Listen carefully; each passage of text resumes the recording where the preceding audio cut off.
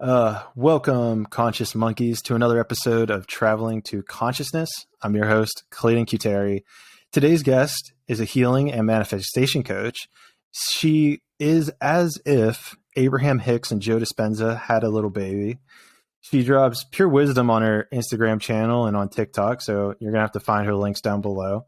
And from her IG stories, I know that she has already created and manifested her dream life. So conscious monkeys, welcome to the show, Simplifying Sam Chung. Sam, thanks for being here. Hey guys. Thank you, Clayton, so much for introducing me to the podcast. It was not very long ago when in my visions for manifesting was, I want to talk about consciousness with other like-minded souls. And when you reached out, I was like, cool. I just manifested that. Like, that's literally what I wanted. And I truly feel like I am living as I had always dreamed. And so it's crazy seeing you here on the screen right now and just realizing that I'm doing it. You're doing it. It's pretty dope. I mean, yeah, I'm honestly honored because there's a couple people who have kind of like, when I've introduced them or I've talked to them before, they're like, oh, like I've been like trying to manifest getting onto like more podcasts, and here you are. And so it's really interesting from my point of view of like sick, like I'm helping other people fulfill their manifestations, but I'm kind of just doing my thing at the same point to connect with other people in the space. But also you're trying to manifest aligned guests, right? Exactly. So our manifestations are in sync. We're literally like and like. So it's so easy for us to find each other. I mean, it makes sense. And part of being more authentic to myself on this journey one of the greatest gifts of that has been all the people that have come into my life because of it. Because when I am vibrating at this frequency of true, authentic love, I find people who are feeling the same way. And I just find that a lot of them are in this consciousness space and, really questioning their realities and everything that they think they know to be true, which I think is just a powerful way to start for anyone who's actually curious about consciousness, questioning everything. And what you're touching on right there, it's funny to hear you say it, because a huge reason that I started this was to talk to more people about this stuff, because I was finding in my close circle that, there were a few people who would like listen and talk, but nobody like got it. Like nobody was at the point of going full depth in, let's have a 2-hour conversation, 3-hour conversation about it. And so I was like, how do I find people to talk about? And it's like, well, you enjoy talking, you enjoy, this stuff. So why not start a podcast about it? And I was like, damn, that's a good idea, me. That's a good idea. Or was it you? Was it a download? We were talking about that before we hit record. Right. And speaking of the downloads. So for anyone who's listening, I'm pretty sure I told my story on like one of my catch up with Clayton episodes, but it was a story about my dad in the pyramids. And if nobody's heard it, then, well, it's a long one. And so Sam and I just discussed it. So if it comes up later, but Sam had an amazing story that she wanted to share. And, that was the point where we were like, wait, we need to pause this conversation, hit record. Yeah. So, Clayton, you were sharing about how you had this really weird message that you needed to go help your dad. And you were like, what do you mean? Like, I just want to chill here. When I first got into the spiritual space, I remember listening to a podcast actually where this girl was saying she talks to her spirit guides. And I was like, okay, guys, come on. Like I was in this space and, using all the tools and the practices, but I was still a skeptic. I was like, they're not talking to anyone. Like they're crazy. Like, and so for a long time, I didn't have any relationship with quote unquote guides. And I don't necessarily have one guide in mind. I just know that they're like kind of ever-loving presence. But recently, my story that really mirrored yours was, this is crazy, we can get into this later, but I did a quantum healing hypnosis session last month. And so these sessions are done by different levels of practitioner. They have like level 1, level 2, level 3, but it's pretty rare to come across a level 3. And when I heard about this last year, I learned that there was actually a woman who lives about an hour away from me who is level 3, who was trained by Dolores Cannon herself, who is the person who came up with quantum healing hypnosis, which, by the way, for anyone who doesn't know, the person is put into a hypnotic state and is able to, from that place, channel other beings. Stick with me. They don't always remember what they're saying. Sometimes they're conscious of the words that are coming out, but they're not thinking consciously of them. And a lot of times when people listen back to them, they're like, whoa, like, where did that come from? Like, I don't even know what I said. And so quantum healing hypnosis is actually the act of, well, being hypnotized and then getting answers from your higher self. So then let me try to parse this out. So I have done like a hypnotherapy session. We've had a hypnotherapist on here. So people are kind of on the realm of like the afterlife and the journey of the soul kind of deal. Yes. Oh my gosh. We can get into that. I'm all down for it. So with the quantum healing hypnosis session, or am I saying that right? Quantum you hypnosis are, yeah. They shorten it to QHHT. Yeah. QH. Oh, I've seen that before. Okay. Yeah. That makes, okay. That's what it is. The more you know, right? Yeah. QHHT. So with QHHT, you, Sam, went to this person. They reduced you down or brought you down to they slowed, essentially, scientifically speaking, slowed down your brain waves where Correct. You were then in a hypnotic state. And did they could then call through your higher self to speak as you? Through me. Through you. So they're basically using my voice, my modalities, to talk to her. So she's essentially asking them questions about me, and then, me, like, I'm responding, but I'm not consciously thinking of the responses. I'll get into it, but it was trippy. So we'll definitely revisit that. But the reason why I brought that up was because this session ended up lasting all in all 9 hours. Wow. So when I woke up, she had asked me like how long I'd been under. And I was like, I don't know, like an hour. And she was like, oh, you were under for 4 hours. So prior to that, we were doing what she calls the life review, which can take anywhere between 1 to 4 hours, where she needs to ask you a lot of questions about your life because she's going to be asking you about these important milestones in your life and needs to kind of be able to reference back. So anyways, this entire thing took 9 hours total.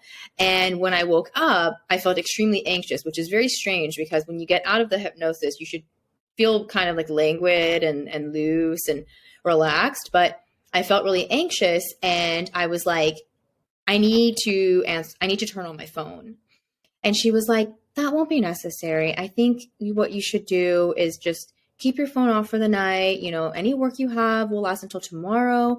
And I just want you to really integrate, today's session. It was a very heavy session. And I was like, okay, yeah, like, you're right. I can answer work things tomorrow. Like, I kind of shrugged it off as like, why am I so fucking addicted to my phone? Like, why is it that I wake up out of this hypnosis and the first thing I'm like, oh my God, I need my phone. But it felt different than when I wake up in the morning. Like when I wake up in the morning, I don't do that. I usually leave my phone for a half hour. So it was weird. I woke up and was like, I need to do that. But then she just convinced me like, you should just leave the phone off, just take a bath tonight. And I was like, you know what? She's right. I just paid a lot of money for this freaking session. So I'm going to integrate the lessons. And so I drive home, and mind you, it's been 9 hours of no contact between me and anyone that I know. And I, for some reason, don't think this is a problem because I don't talk to my friends all day, every day. And my partner was actually away for work in a different time zone. And so in my mind, I was just thinking he wouldn't even be awake right now anyway. So there's nothing for me to say to him. So anyways, I drive home in silence. I'm just thinking about the session and eventually get home like a half hour later. And I get the ping again. It's like, answer or turn on your phone. And like, again, I'm like, I don't want to though. Like, I just want to chill and like journal and like be in this post like hypnotic energy. And I had this whole plan to like take this bath, and I drew the bath and I got in the bath and I was sitting in there. And it was like, you need to turn on your phone. And I was like, okay, I'm just going to go turn on my phone because I'll just check it, make sure everything's okay, and then turn it back off. I turn on my phone to find out that my husband believes that I've been like, who knows, like abducted, injured, an accident has happened because I haven't responded in 9 hours. So he had texted me about maybe, who knows, maybe like 10, 15 minutes after I turned off my phone, because I wanted my phone to be off the entire time. Mind you, in the middle of the session, she closed her curtains. And so I didn't even know what time it was at that point. I had no concept of time. And again, when I got up, I didn't want to turn on my phone and kind of like ruin the state that I was in. So I hadn't answered anyone, and I had no idea that he had messaged me. He was so concerned that I had not answered in 9 hours, because normally I am on and off my phone. Like I'm on social media a bit, and then I'm like taking calls or whatever. So there should be no real reason, I guess, for me to not respond for 9 hours. And he had called the police. And so there was just all of these people looking for me. And I've been thinking so deeply about this, and your story kind of confirms it. But I think like we get these messages, and I don't know if it's like the energy that I can feel from that many people thinking about me and like trying to reach me, or if it was my guides who were like, you really need to pick up the phone. Like people are freaking out. I don't know what it is, but there was definitely like some sort of energetic current, like going from them to me, that made me do that, because I've never felt that way before, where I felt like I couldn't not say no. It's probably how you felt when you heard the third, like, go help your dad. You're like, okay, I will, I guess. Like, right. But if I never get to that point, usually with those weird messages. So yeah, I was able to obviously let everyone know, like, I'm completely fine. Nothing has happened. Just really weird day. I'd only told a couple of people that I was doing the session, but even they thought the session was only going to be like 4 hours or so. So everyone was freaked out. Every single person I know and love had messaged me asking if I was alive. Why am I not answering? I woke up to, I think, 200 something text messages. Wow. Yeah, like that. Yeah, it was literally my mom, my dad, my brother, as if like that would be more effective, like for each member to reach out. And then like, yeah, all my friends. I swear she's going to reply to me. Yeah. Yeah. So I don't know, but it was crazy. Like I feel, I don't know, any other time I just like wouldn't have answered it. I just would have left it off. And I literally would have ended up waking up to like the police probably trying to knock down my door and like make sure like I'm not like, I don't know, injured inside. But yes, very crazy how I got that ping, and I'm starting to listen to it more. I think that makes sense. It absolutely makes sense. And I think that's the key. I think that's how you maybe get more aligned to your path, and to I guess just a quick overview of my story so that people that are listening don't have to go and listen.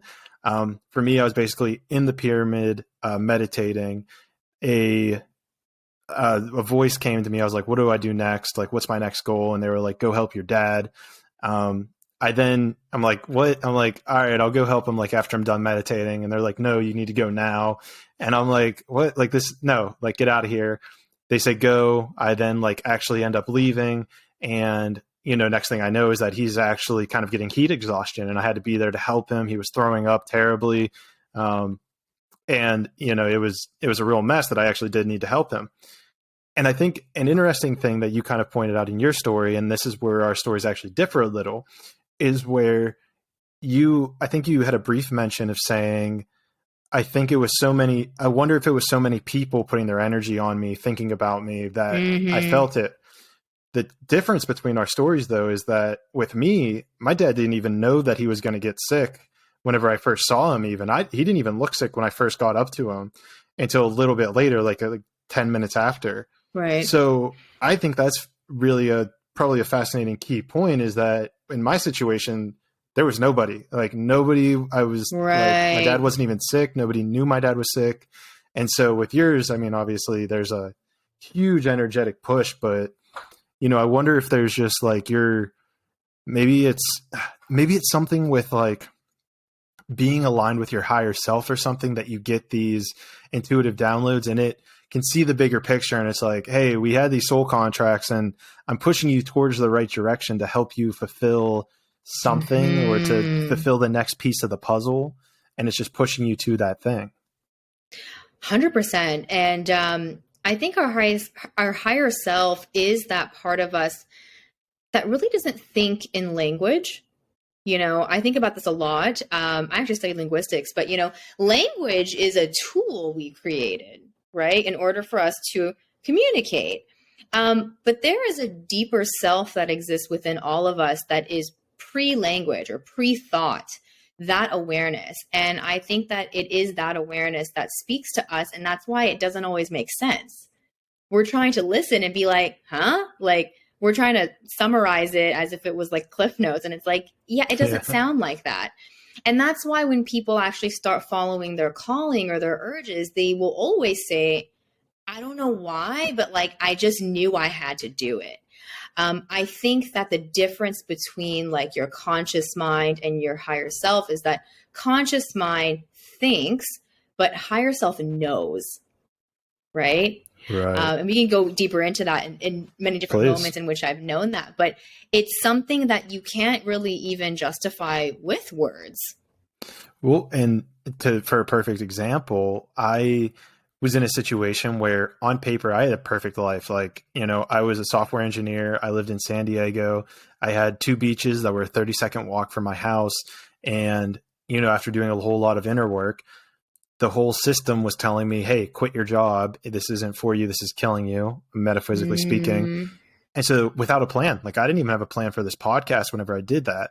And so, you know, it's interesting in conversations I have with my brother, because he's like, dude, how are you going to like support yourself, make money? I'm like, I don't know, man. Like, you know, partially the answer is I don't know. I have a plan. I have digital courses, you know, some people are showing interest and, you know, money's coming in that way. But overall, it's like a level of it is I don't know. It's like if it like a whole part of it not being logical to do what I did. There is no logic in quitting this job with living in, I argue, the best city in the entire world. And I even argued the best house in the entire world, just based on what I was paying, with 2 beaches and a 30-second walk from my house. It's like, are you crazy? You know? And a part of me is like, maybe. You know what? You said something really important, though. You said, I don't know. Of course, your mind, the conscious part of you, wouldn't know, because all that knows is everything that's already happened. Right. Of course it can't know. This is the thing, though, about your soul, your higher self. It has the information of, it has everything. It is everything. It's infinite knowledge. It's infinite love. And so it's that part of us that knows. Now, the conscious mind is like, but if I can't explain that based on what I've experienced, I don't understand, and I don't want it, right? We reject things that we can't explain or that we can't categorize. You know, we don't like gray space. We don't like phenomena that we can't explain away with science, right? So when we try to know, which part of ourselves are we trying to know with? Is it the ego conscious mind, or is it the higher self, which doesn't try to know, it just does? And that's something that I've been dealing with a lot, because being a software engineer, being a little bit more, let's say, on the masculine side of the spectrum, growing up as a, you know, a male, there's a whole push, and it's really crazy because it's not overt. It's a little bit more subvert of staying away from your emotions, staying away from feelings, not articulating them. And you double that down, being a male in engineering, it's not trained at all. And I'm taught to go away from it. So for my mind, it's still, there are things where it's like, that intuitively makes sense, but my logical brain is fighting it. It's like, you can't make it logical. So I tend to be hesitant towards these like new ideas. And part of me thinks that there's utility in that. And part of me thinks like, oh, just dive into everything that feels intuitive. And so it's this really interesting kind of catch-22 that I find myself in every now and then.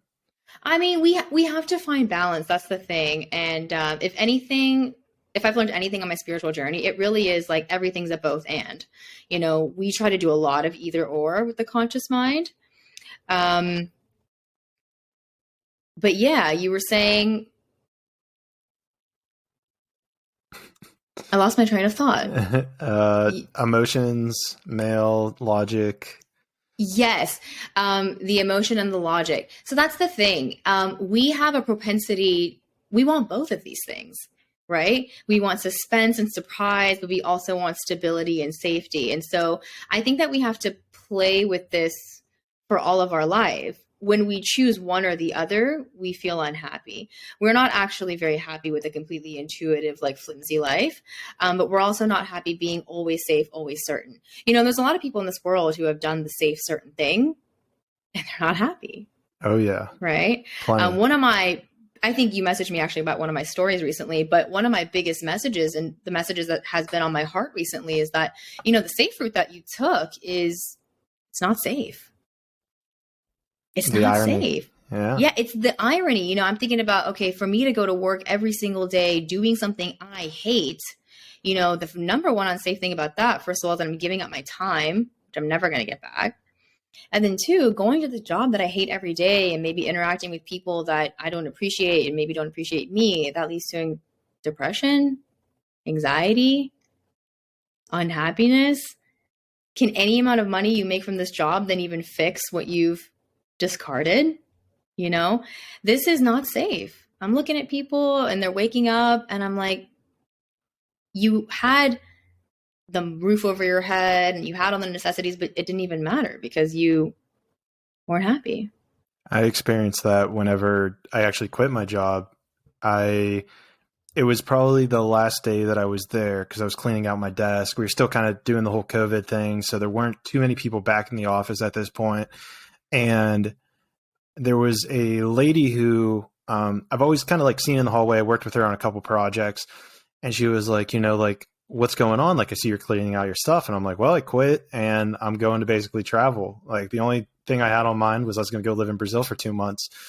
And there was another guy there that was talking to, and I've seen him before, but never talked to him. And he kind of gave, wow, I wish I could, you know, just kind of pack up and quit. And there was this bit of resentment that he was kind of pushing on to me. It was kind of like, and I obviously know now, but it just felt like this kind of judgmental resentment that was being pushed towards me. And it's like, you know, man, it's, you know, I didn't say any of it, but internally it's like, I mean, you know, I get that you're 55, you have kids and responsibilities, but you know, you were 25 at one point, like no one forced you to do what you're doing. And so it's really amazing. It really justified what I was doing because I, you know, for a long time grappled with the idea of, you know, this core concept that we have in society where it's, okay, you're going to study this one thing for the first, I don't know, what it'd be 18 years, 20 years of your life.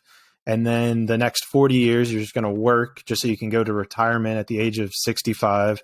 And so now the last 20 most unhealthy years of your life, you can quote unquote find your passion. Like you can retire, do be nothing. Happy now. Exactly.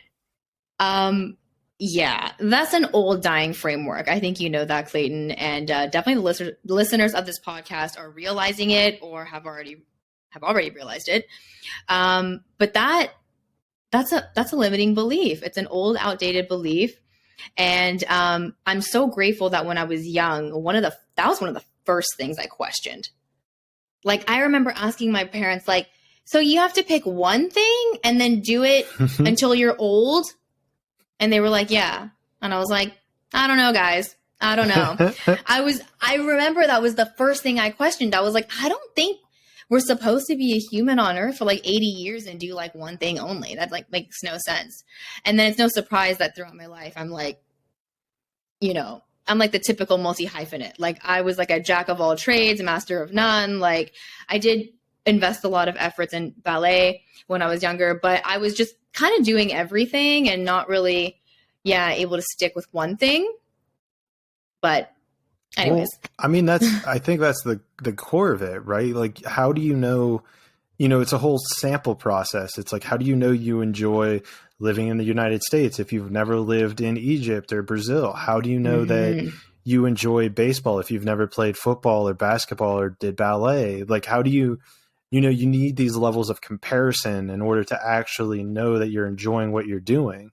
And, like you're saying, I absolutely loved learning programming, like studying programming, figuring out how it worked. Absolutely loved it. But then when we got put into the actual work environment, and I love my boss to death on a personal level, but he wasn't the best boss. Mm-hmm. It completely shattered my experience, and I hated what I was doing just from the way that management was set up, and everything I learned in school was maybe 30% of the job. The The other 70% was that you had to learn on the job, and it wasn't the same deal whatsoever.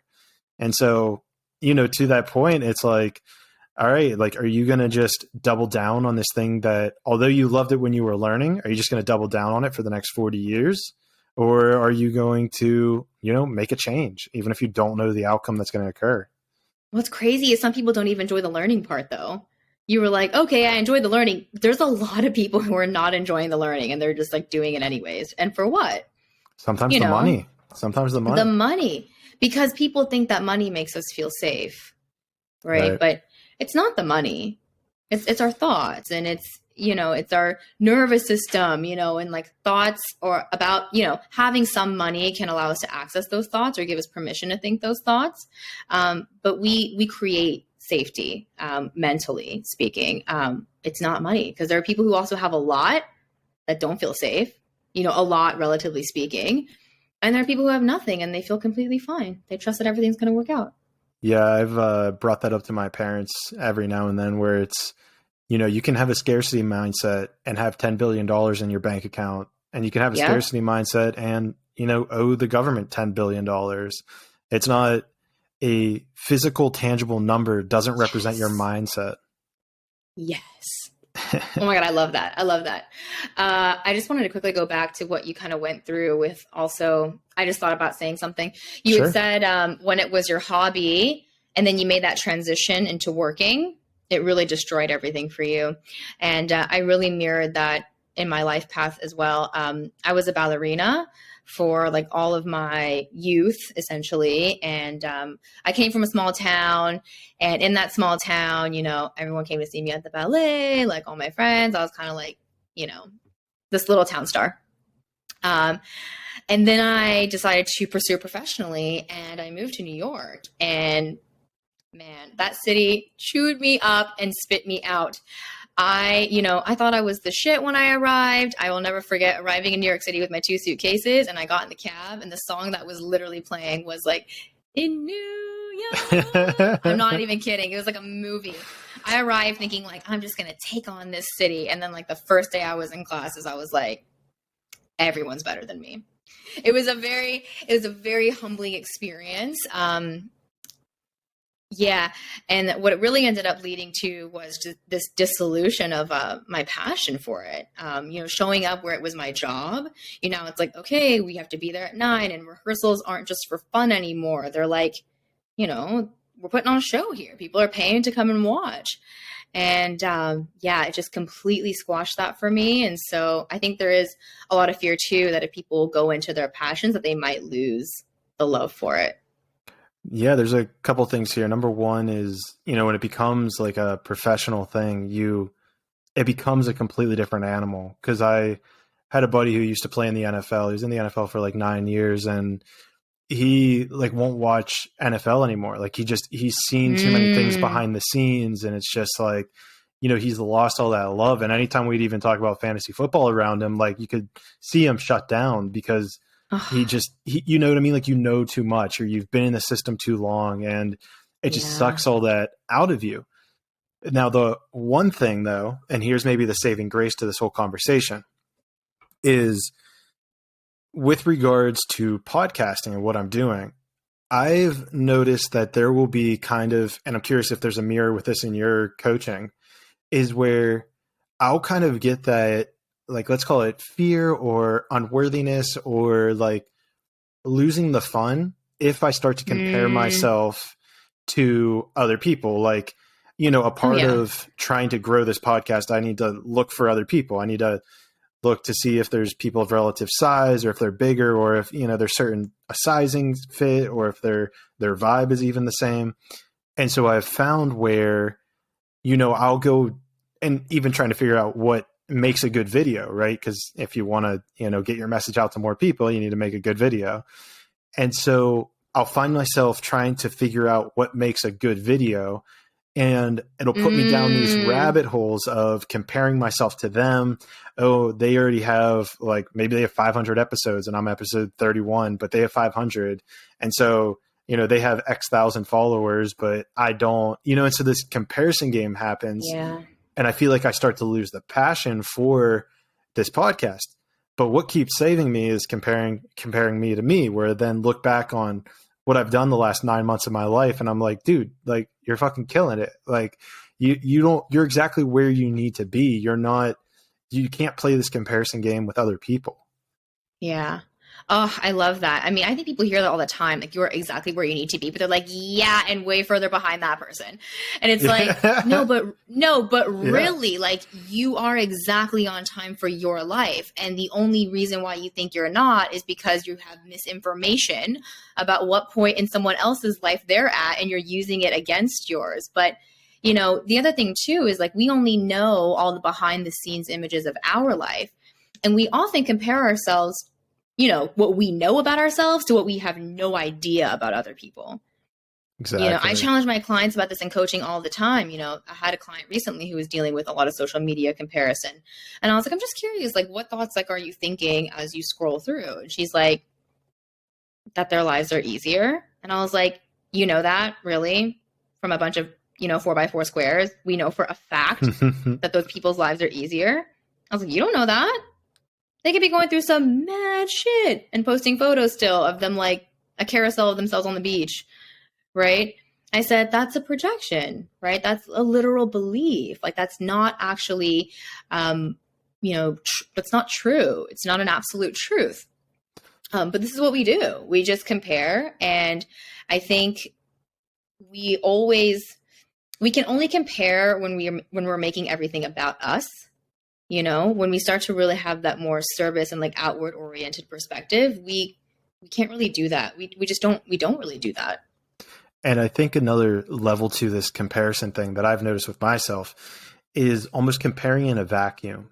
And somebody who I'm interviewing on Friday or so it'll actually be the next episode. He talks about in his book that he wrote that, you know, he was this like tech entrepreneur, you know, he made kind of all these different like 40 under 40 lists and, you know, all this stuff. And I start to view that, or even take any 18-year-old who's like a millionaire. I take that and I'm like, shit, like, you know, I'm not a millionaire and, you know, I'm 28. And so I'm inviting this comparison in such a small window of money and a monetary success. Well, if you break down their entire life, you have no idea where they might be struggling in other aspects of their life. Maybe their relationships are a mess. Maybe they have no like self-worth, even though, again, coming back to the bank account, even though their bank account might be 10x or 100x what mine is, there's no way that you can have a full scope, a full spectrum perspective of their entire life. What I did was I would just take a microcosm of their life, which I deem as money, compare it to my money, and say, look, I'm unworthy. And which is such a huge, like, what are you doing, man? Like, you just took such a small sliver of what it means to be human and a human experience and extrapolated it onto your entire being. 100%. Humans are jaded though, man. Like we, you know, I just talked about this on my channel recently. We don't understand the concept of an invisible asset versus a visible asset.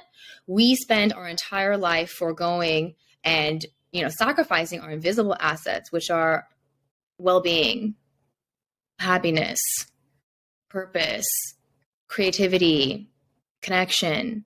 These are invisible assets, and we sacrifice all of them in the name of money, which is a visible asset. Visible assets being money, houses, cars, clothes, any material possession.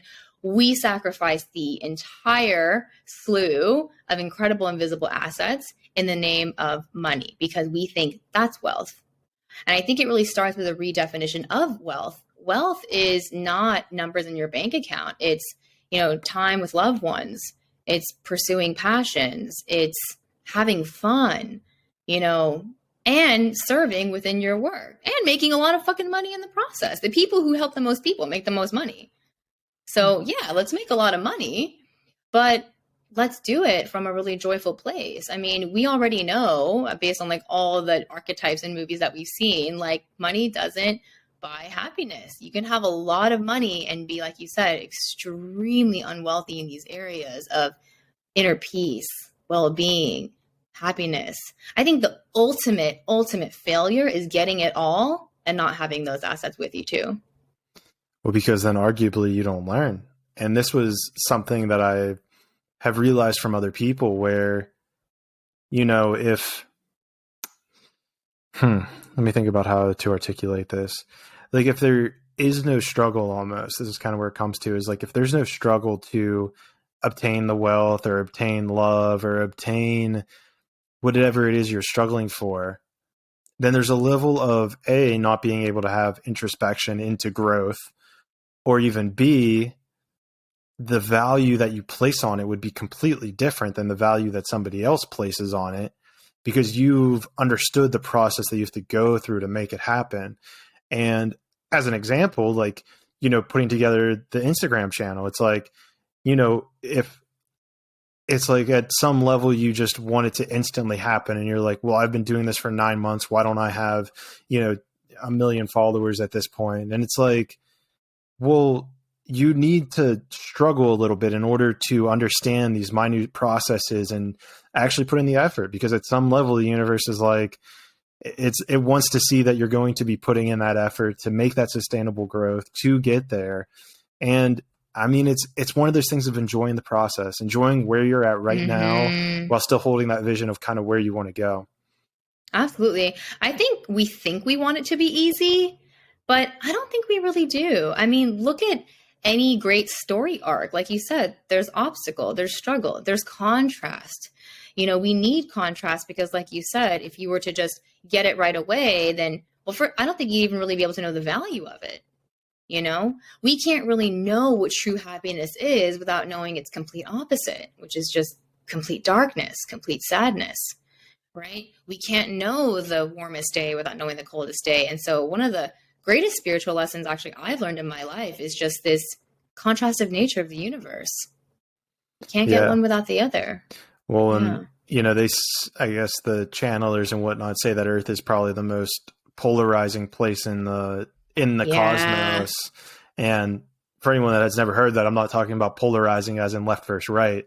I'm talking about polarizing in the sense of good and evil. I'm talking about it in the terms of you feel these shifts at such a deep level. And, this is something I've been thinking about, and I think it is possible, but as a thought experiment, I've always tried to figure out if complete peace on Earth, like zero war, is actually possible.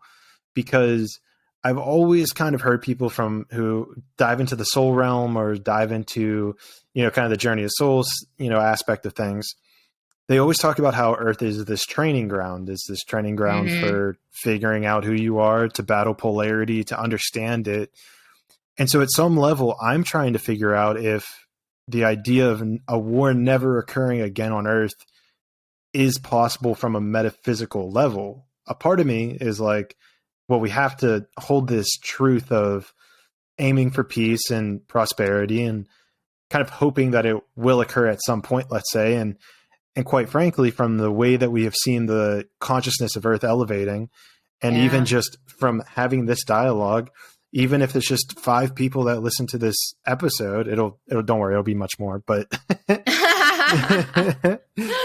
but even if it's just 5 people, it has that ripple effect, because now they're obtaining this conscious conversation, and they're expanding that out onto everybody else who they come into contact with. Yeah. And so, I guess just as a way to kind of bring it into a ball, it's that, well, is peace on Earth possible? And if it is, do we want it? Like, it wouldn't have any more struggle with it. So we would never know what peace is without war, right? Because the only way for there to be the word peace is to have the word war. Well, that's the criticism of like utopia and stuff, right? I see it as like as a circle, right? Where it's right beside each other, dystopia and utopia. Yes. Yeah. Once again, that contrastive nature.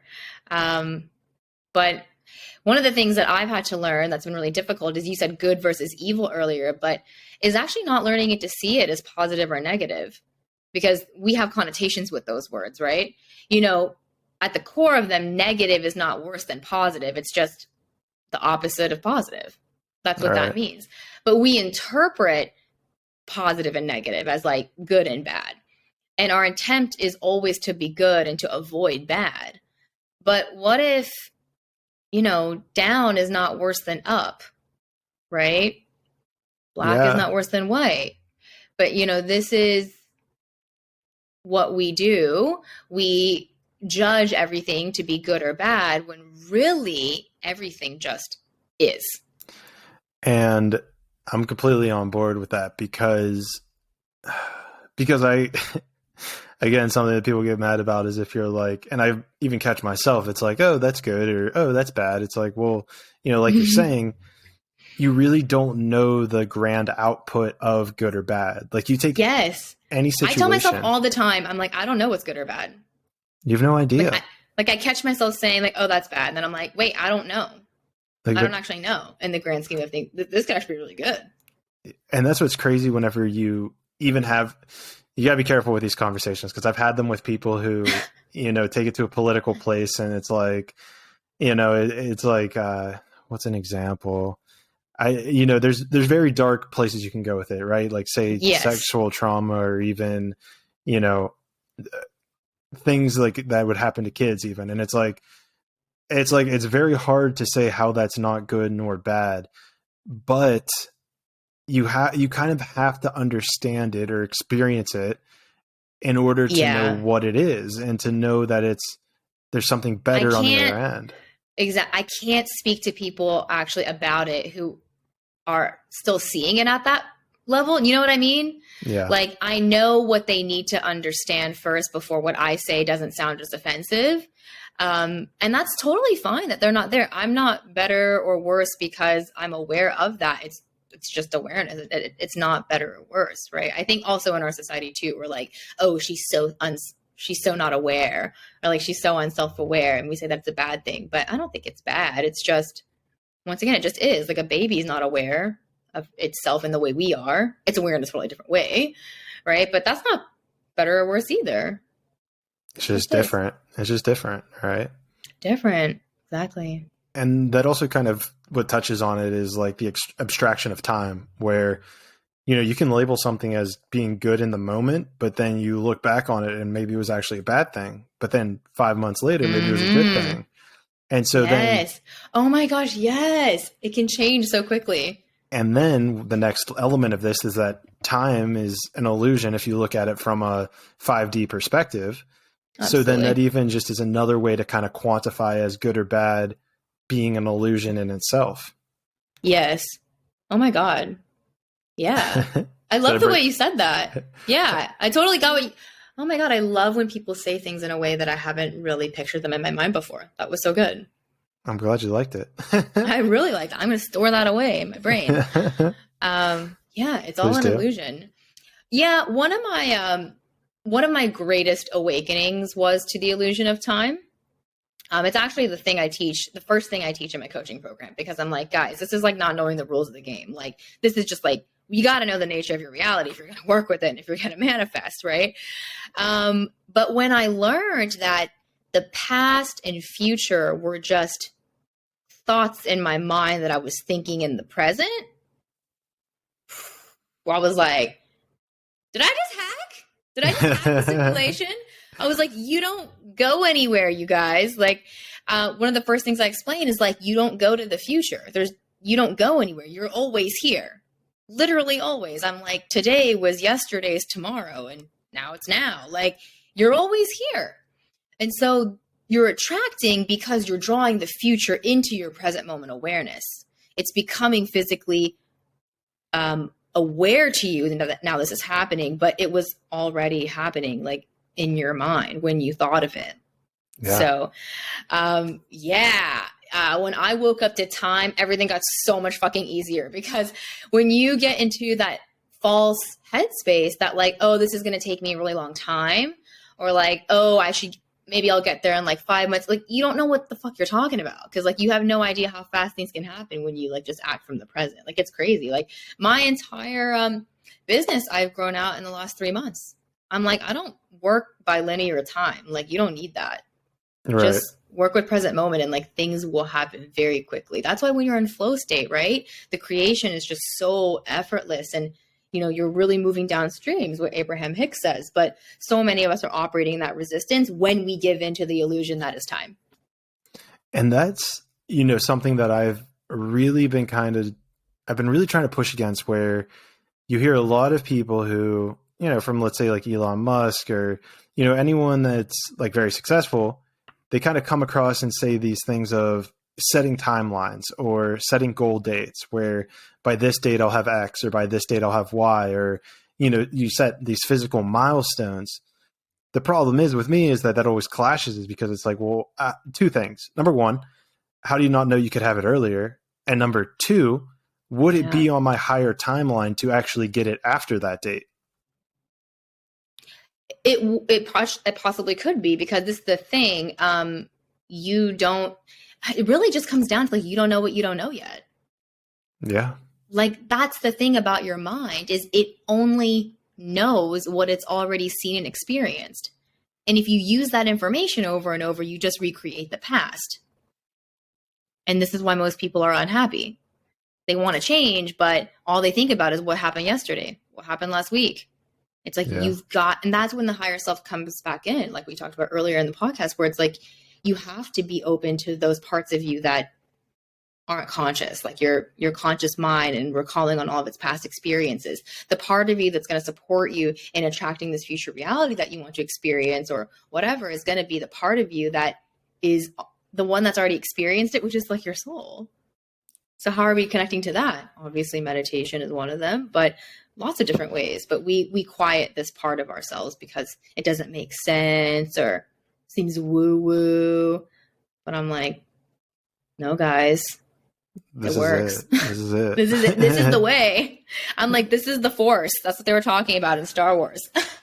Well, and we can get into a bunch of cinematic movies, because they talk about all this shit and it's just kind of glanced over. And it's like, absolutely. Okay, this is here. Like, they literally tell us it right in front of us, from anything from Harry Potter. Look at anything that sold billions of dollars. Harry Potter, the Marvels movies, Star Wars. I swear it's because there's like something within us that like knows the truth. Yeah.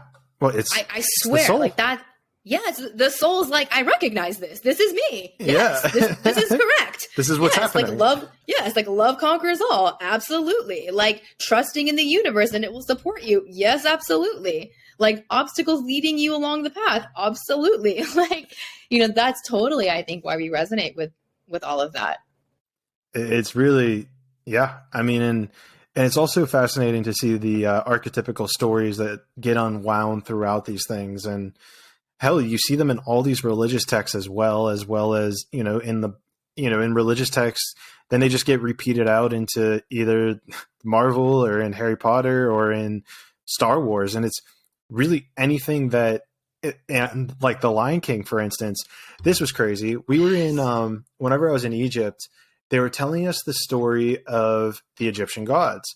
And basically, there's technically only one God, which is Ra, and then he divided himself, which is amazing because the universe is essentially one thing and everything gets divided out from it, and that we're all just a separation. Yeah. Yes. Right? Literally a separation of consciousness. So what the Egyptians believed is that there was one God, Ra, represented by the sun, and he divided himself into the other gods. Well, what essentially occurred with him is that, and I might butcher these names, so if there's anyone listening that's Egyptian, whatever, don't hate me. But for argument's sake, there was the first son, who I believe was Osiris, and then he had kids who was Horus and Set. And essentially what happened between them is that Horus was married to a queen that Set actually wanted to be married to. And Horus, I think, was like essentially the king. Set, representing like evil and tyranny, goes and kills his brother, and then his son, who maybe it was like Isis, I can't really remember, but Horus's son then was essentially banished because Set, the god of evil, took over, and then once the kid became of age, then came back. Lion King. Exactly.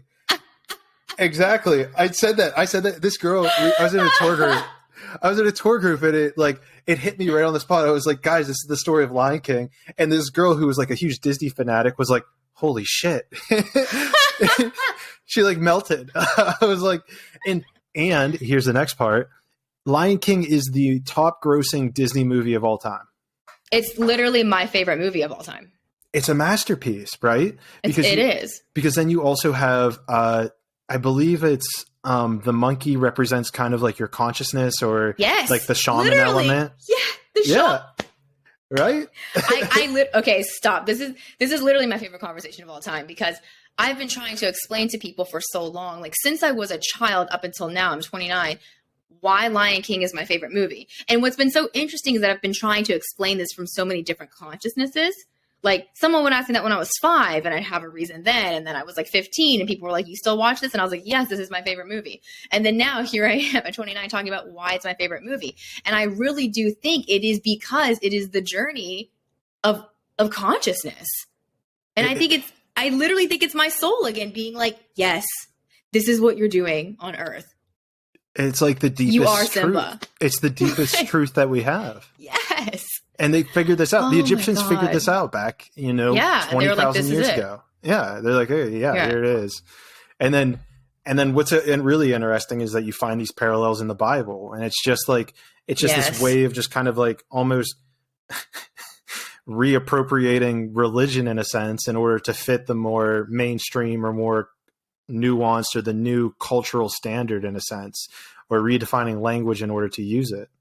And what was the next level of it?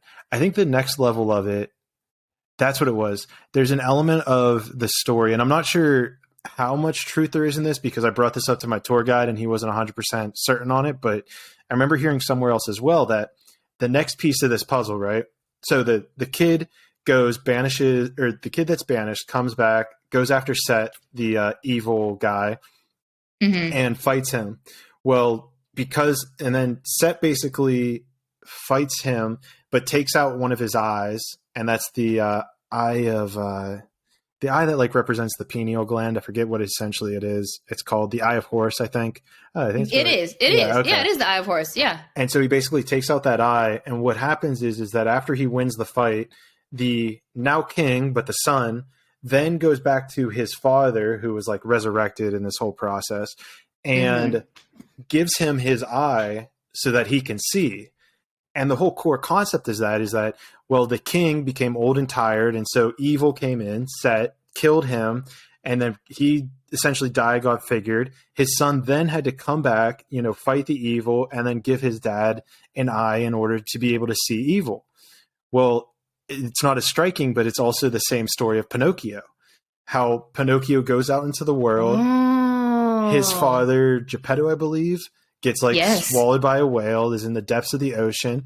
Pinocchio figures out how to save him, goes down into the depths of the unknown, the scariness, the fear, and gives him the wisdom that he needs in order to, come back to civilization and not make the same mistake again. Oh my God. I couldn't resonate with that one as deeply. I know it's true, but I haven't seen Pinocchio since I was, I think, actually a child. Yeah. I can keep it with just Lion King though, because there's a lot of other truths in there too. Oh man, Lion King is. I mean, I hope no one's listening to this that has not seen Lion King, but every time I watch it, I get another nugget.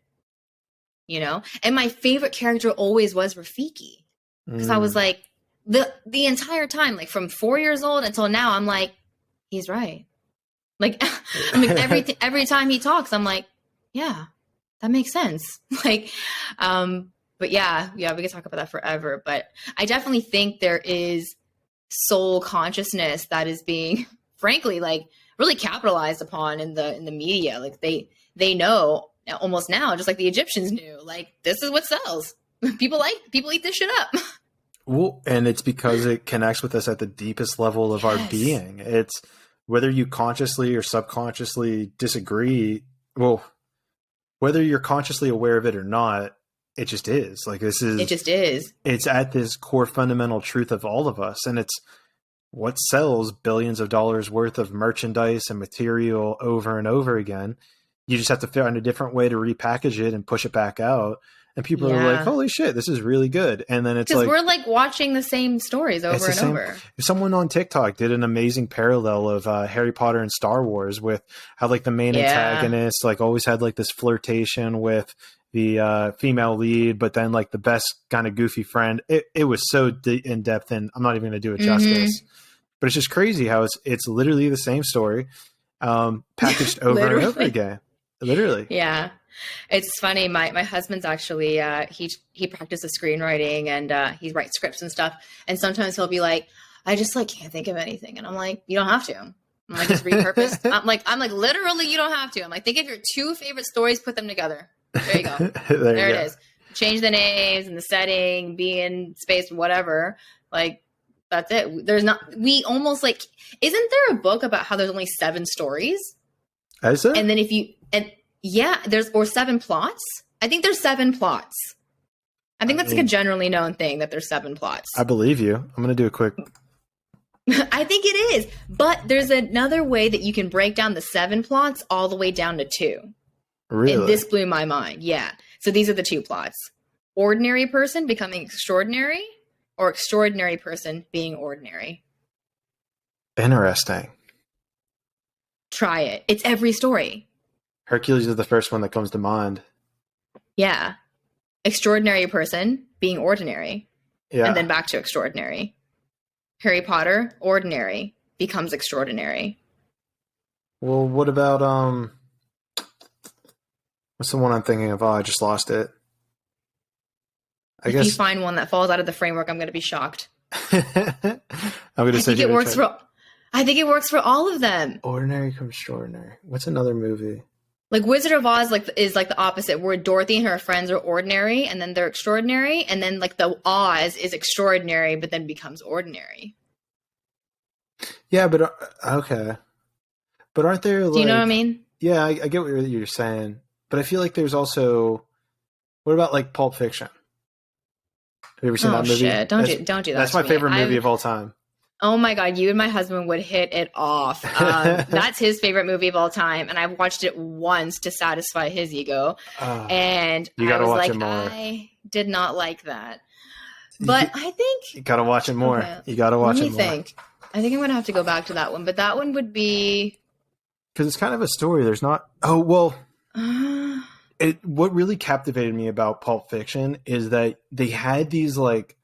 They would kind of like make these like the characters like super badass or super like kind of edgy, but then the character that they bring in the next scene would almost kind of like dominate them a little bit, if that makes sense. Would kind of even be more edgy and like even more like put them down, if that makes sense.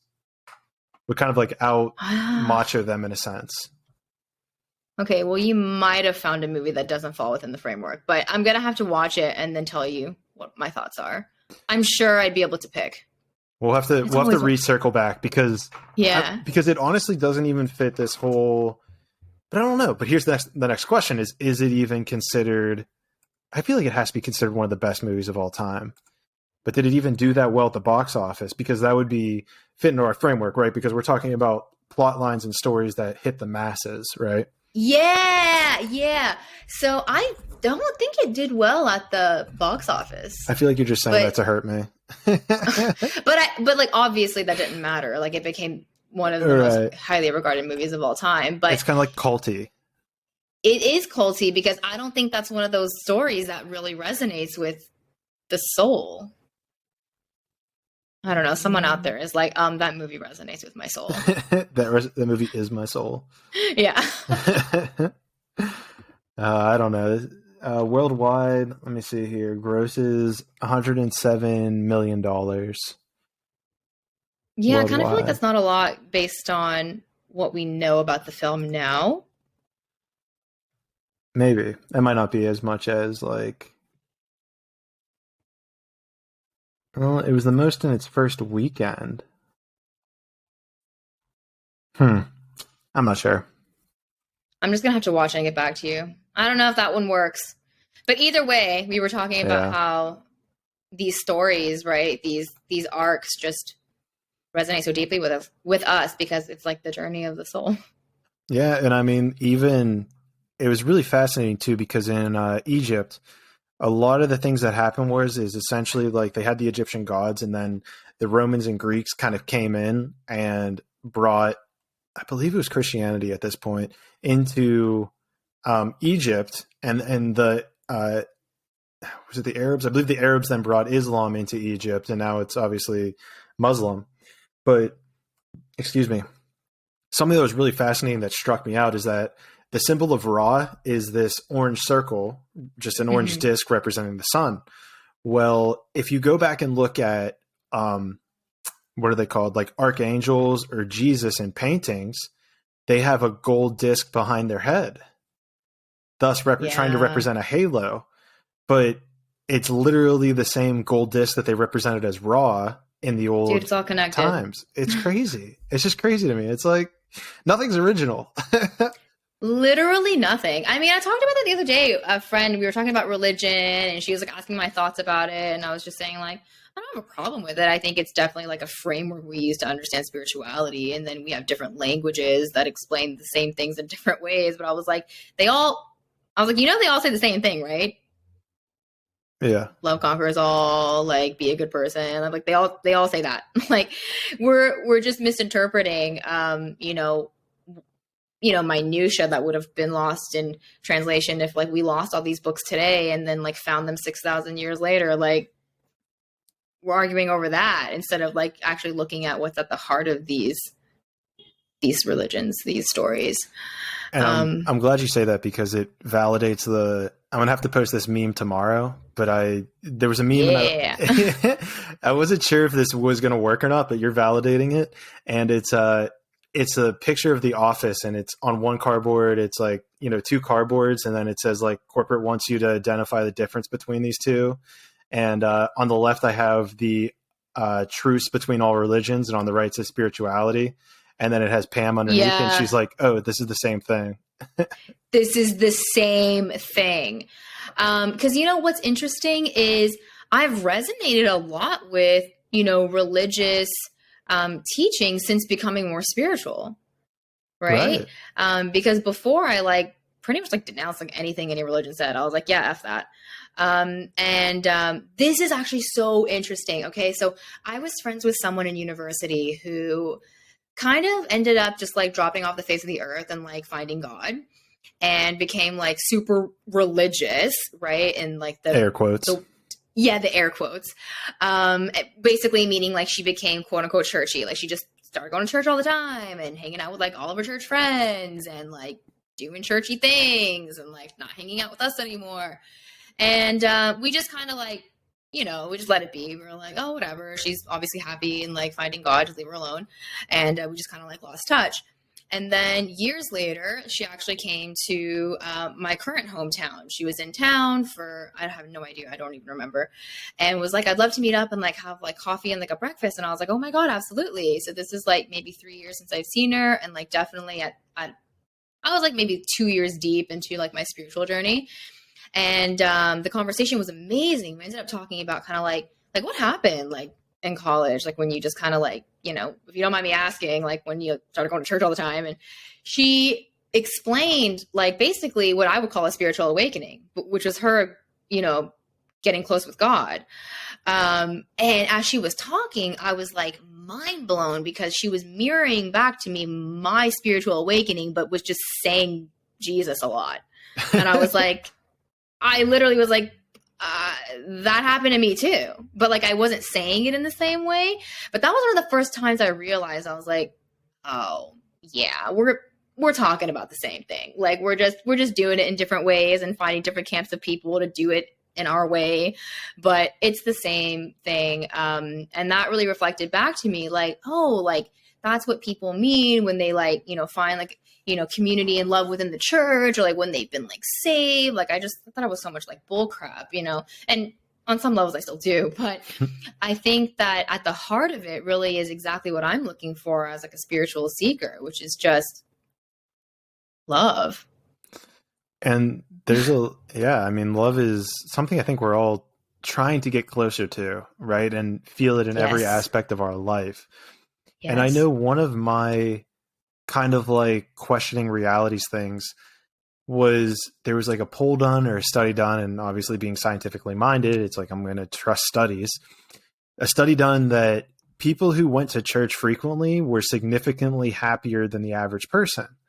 And to me, that was crazy. I was like, well, like, I don't believe that there was physically 7 days kind of thing. And I don't believe that it was like, whatever. We don't have to get too deep into the specifics, but I was like, there's something here. Like, how does how do majority of people more happy than if they do it? And so then the question becomes like, what is the realness of it? Like, is it real or is it not real?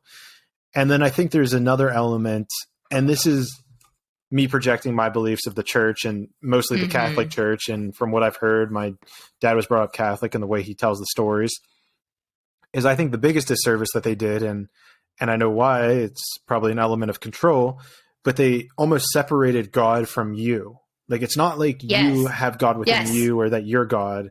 It's that you have to talk through a priest or talk through the church, and then they'll communicate with God on your behalf. Yeah, you're separate from God. Yeah. And that was, in my opinion, the big error in, let's say, Catholicism specifically. I tend to say the church, but Catholicism for sure, where it's like, dude, now the human ego is coming into play, and you're saying that you're the bearer to take over. Yeah, because then there's like superior and inferior with the ego. Exactly. When we're really just all of it. You're 100% right. That was the greatest error they could have made, because now we think that we're separate from love, which is another synonym really for God, right? And so that's why we go searching outside of us for more of it.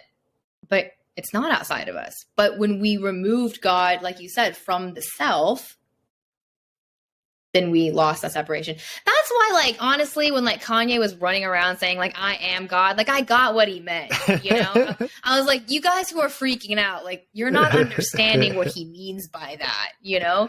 He's not saying he is the, frankly, like, very Christian patriarchal image of God. He's not that. He's saying that he is like of God, like of this universe, right?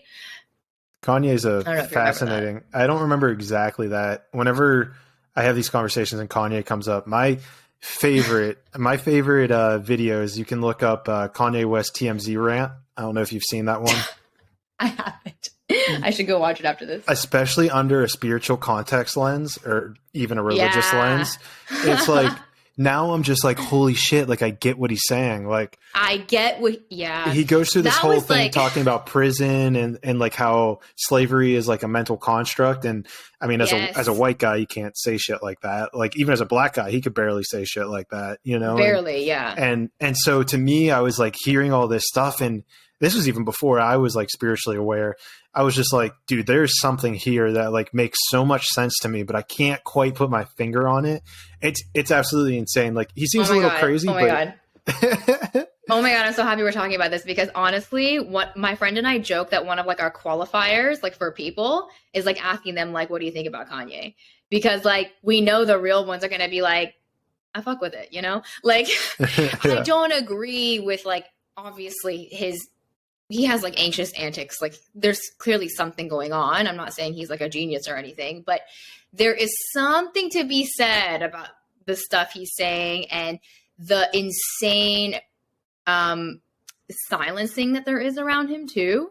Right. Like, if you listen to him talk, he's like, they're just trying to give me these medications and just like quiet my mind. I'm like, basically he's saying like, they're fucking with my higher self. Like, I'm communing with like this part of me that is speaking to me, and like, it's not like sensible English words or explainable, I can't explain this phenomena, but that's obviously where all of his art comes from, right? He's like channeling all of that too. Sure. So, but since being on this journey and going and listening back, I'm like, I kind of understand.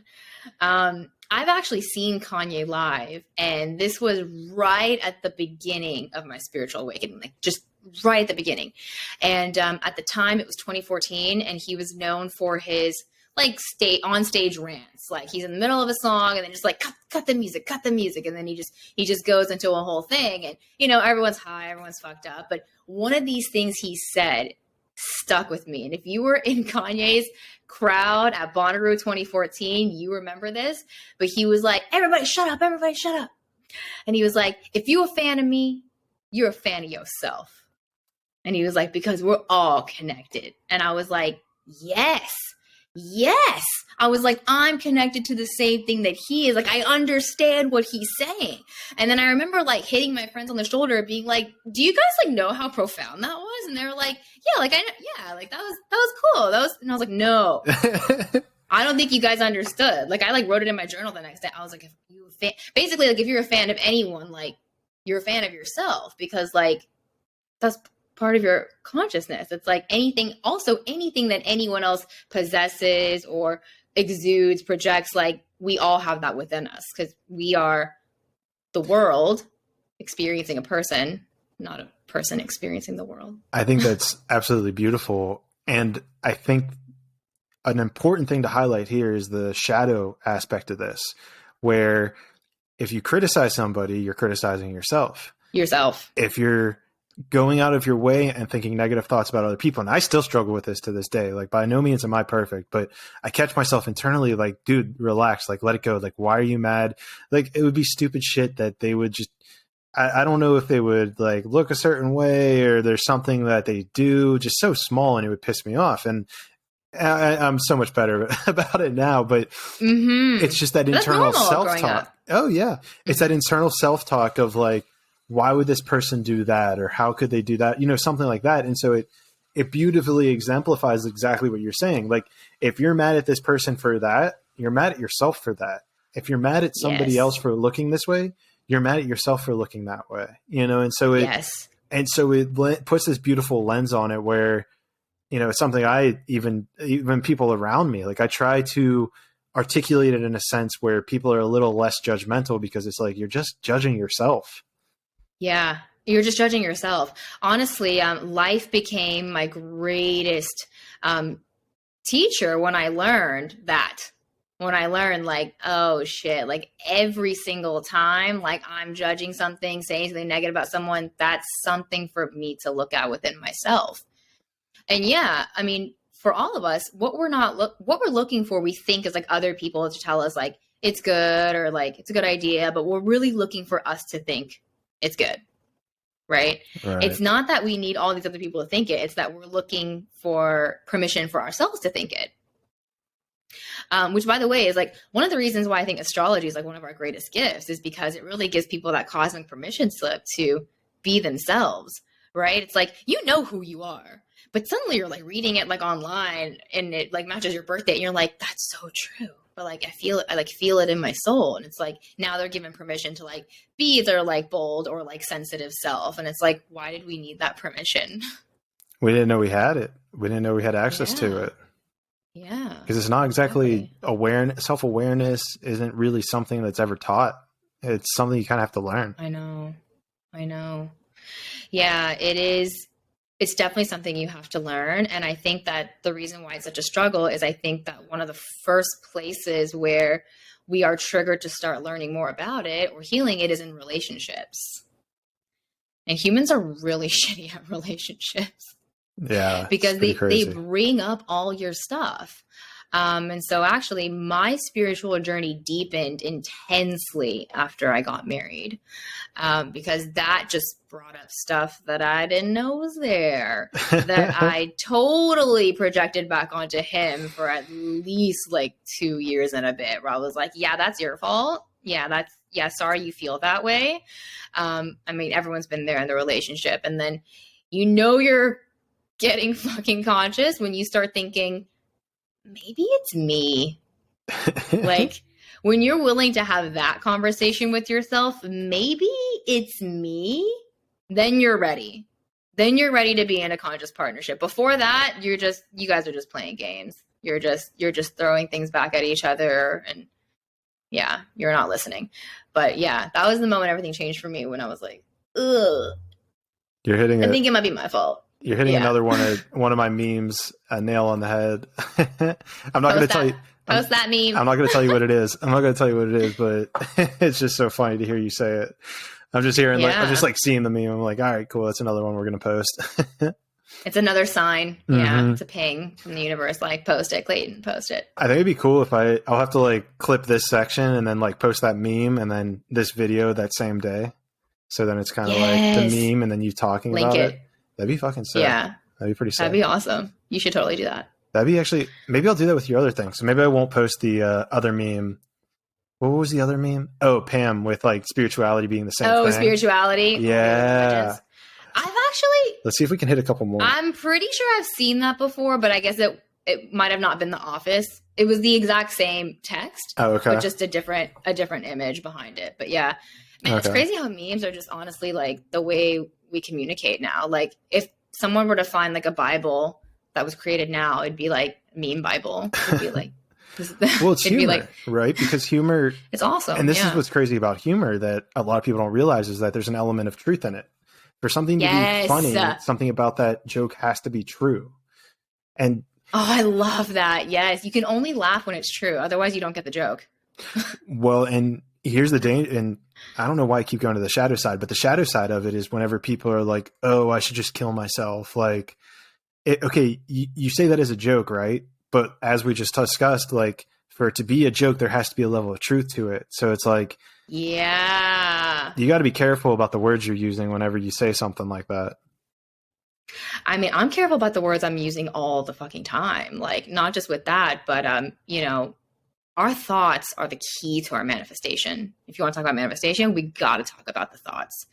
A lot of the people who get into my program or like get in my DMs, they think I'm going to just teach them some like witch voodoo magic, how to manipulate the universe to get everything they want. And I'm like, it's basic stuff. I'm like, it's actually really easy. You're doing it right now. You just are unconscious of this process and you don't like what you've manifested. So you're trying to get good at manifesting, but really what I'm teaching you is to become conscious of what you're manifesting and do this shit on purpose instead of on accident.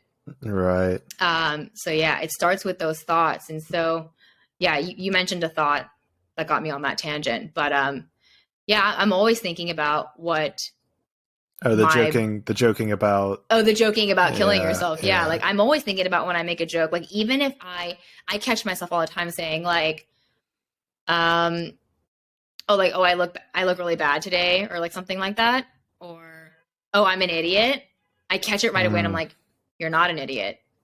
You just said that, but you're not. Like I will literally speak to myself because I have to deactivate that thought with another one. Yeah. Because if I like let that thought hang, it'll pick up energy. And then it'll be my vibration. And then law of attraction will bring me more thoughts like that. You've always been such an idiot. You're so fucking stupid. You don't know anything. You don't know what you're talking. It'll just keep coming. Oh, for sure. So it has that it ripples. Yeah. And that's something that I even do with kind of my program as well. I call it subconscious programming, right? You get these things that get instilled in you from a young age, usually from your childhood. And you sometimes don't even realize it because that's what happened with me. Make a long story short, it came down to like relationships and there was sexual trauma from my childhood that I kind of just labeled as like, oh yeah, that happened. I know it's wrong. And I would never do that again, but it was this subconscious program that was running essentially my relationships and running a whole bunch of things in my life. And it took me a whole lot of healing to even just realize that like, oh shit, like this is still playing out today. Yeah, it is. And you had also mentioned that like how these story sorry, go back. The stories from our childhood or like subconscious programming. Our subconscious programming kind of comes into our reality. Yes, it was about the subconscious programming. Oh my God, I had such an incredible thought, and then so sorry, someone texted me and it distracted my consciousness. But did we not turn off? Yes, the phone? I was good. No, I'm so sorry. Yeah, just distraction. But yeah, I was gonna say something about the subconscious programming, and it was so good. It's gonna come back. Just let go. It's gonna come back. Yeah, just let go. That's a big thing I've been working on is like letting go. And let it come back. Let it go and let it come back. Because that's another thing that like if you force it too much, it's not going to come back because it's like you're trying to use your logical brain to grab onto something that came to you from like a higher power. You're right. I'm still trying to think of it. No wonder it won't You come gotta let back. go. I'm like, oh my God, I had such a good thought about the subconscious program. It was going to be similar to when we were talking about the movies and how they reflect back to us.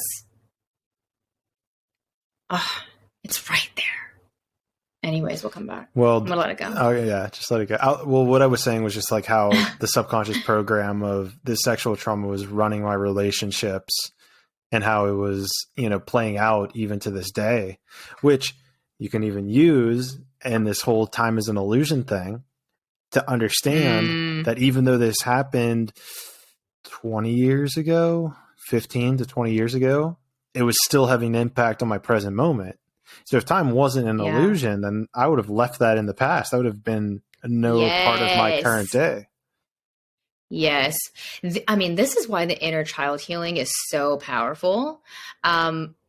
People are starting to figure that out, but we all have like all the parts of us still within us. Like, yes, you are presenting as currently like 30-something-year-old Clayton, but like all the versions of you that existed before, like they are within you.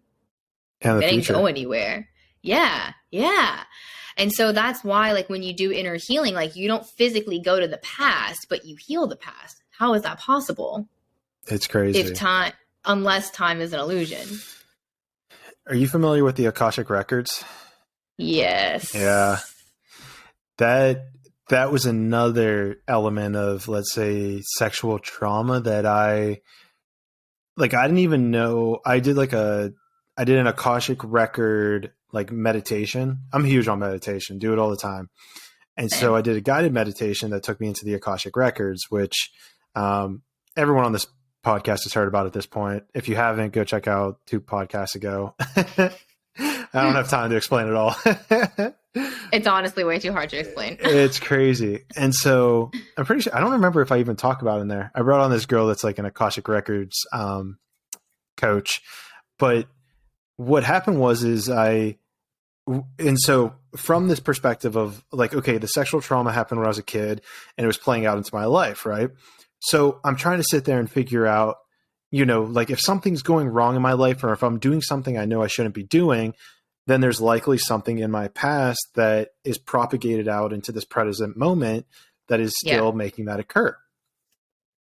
Well, what came to me was porn. I was watching way too much porn and I knew it was a problem, but yet I still had this program in me to do it. And not even just porn, but it was like a very specific subcategory of porn that that I was very attracted to. And I couldn't figure out why, because it made no sense whatsoever.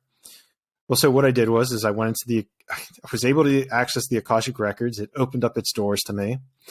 I went in and, they have you kind of like go open up a book, and the book is essentially your soul and, your past lives and everything. And at this point I had no idea about any of like past lives or anything like that. And it's like, okay, this book is the history of your soul, and, kind of ask it the question you want to ask it. And I basically asked it, like, why am I attracted to this specific genre of porn? The pages flip in my mind, and I see me or someone who I believe is me kind of chained up on a like a stone wall, like gray stones. Think of like a medieval time dungeon, essentially. Yeah. Chained up on a wall, and he's like kind of bent over, broken. He's got like lashes and everything. And I'm like looking at him and I'm like, all right, how the hell is this related to porn? I'm just fucked up right here. And I kind of turn around in this scene or whatever, and I can see a woman on a table kind of basically getting sexually abused by a whole bunch of guards. And I, just somehow intuitively knew that it was my wife. And the next thing I'm like, what the hell happened? Like, why is this happening? The book flips again, and I am now that guy. Like, I'm actually him kind of like looking, and I can see that I'm like kneeling in front of a king, and then I look away, and the intuitive thought I get is that I told him what he wanted to hear, but I didn't tell him the entire truth of something. I don't know exactly what it was. I don't know what the question was. I don't know what my answer was. But all I know is that I didn't tell him the whole truth. Out of fear, and this is another thing that I've seen in my own life, is that not telling the whole truth out of fear of the consequences, is that I sacrificed a part of the truth to lie to this king or to not give it to him. And therefore, he decided to beat me, chain me up, and have my wife sexually abused in front of me. And I was just like, holy shit. Like, I was like, this is crazy. And so I then kind of did this childhood healing stuff that I did, that I've done with myself in the past, like kind of talk to myself as a soul, like, hey man, like, you know, this isn't your fault. Like, you know, this is what we learned. You needed to just be honest and this wouldn't have happened. Like, it's all good. Like, you know, this is just a powerful lesson that we're both learning. And so then, you know, I kind of pull out of it. The book shuts. I then like leave the library and I'm just like sitting in the middle of Brazil on the top of this little grassy hill. Like, what the fuck did I just experience? I was like, this is insane. And that's insane. And so the best, and so, you know, nobody's perfect. Like, I have touched porn here and there, but the point though is that it's been like a 99% reduction in the amount of times that I've opened porn or even looked at it. So the question that I always kind of propose is, how much of this is that this actual event occurred in the history of humanity where this guy actually happened to him? Or how much of it was just an energetic frequency to help me understand myself at a deeper level by being retold a story, maybe it was an archetypical story, that was then used for me to understand why I'm doing what I'm doing. And so that's where I'm still kind of broken, but I'm now more on the side of, yeah, that probably actually happened to my soul in a past life. 100%. Like, that's what my QHHT session confirmed for me. Cause I was like, before that, like, I was down for the soul stuff. I was like, it doesn't benefit me or to believe it or not believe it. So I was like, yeah, whatever. Like, sure, you know, I'm cool with it, but not fully embodying like that my soul's had lifetimes and stuff. Although I have to say, before my QHHT session, I had been to 2 different psychics, like psychic mediums, intuitives, if you will. And both of them had like basically parallel past lives for me. Whoa. So every time I've seen, well, those two times I saw someone, I was told by both of them that I was a chief. Like, I was like an elder of this like tribe. I was a male. I have a lot of masculine energy in this lifetime too. So that made sense for me. And like the first time I heard it, I was like, okay, cool. I was a chief. Great. And then I went to the second person. She said the same thing. And then that was actually one of the things that came up in my QHHT too. And I was like, what the fuck? But so actually going back to that session, so she put me under and then essentially started taking me, I don't know whether it was through time or just like through space, but I eventually like landed somewhere and she was asking me to tell me where I was. And so I was like telling her like, oh, it's like kind of dark here, or like kind of cloudy. And she was like, do you smell anything? And so you're going through all the senses and really trying to identify where you are. And then she'll tell you to like, look at your feet. And she's like, what do your feet look like? And I'm like, oh, and I remember being like, oh, they're really big. And she was like, oh, they're really big. Are you a man or a woman?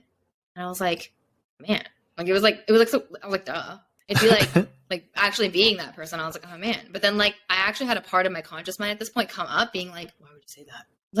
Like it was almost like I could actually feel the 2 cells within me, ego, higher self. Like ego was like answering and then ego was like, what the fuck are you talking about? Like I had that going on for a bit before I went fully in.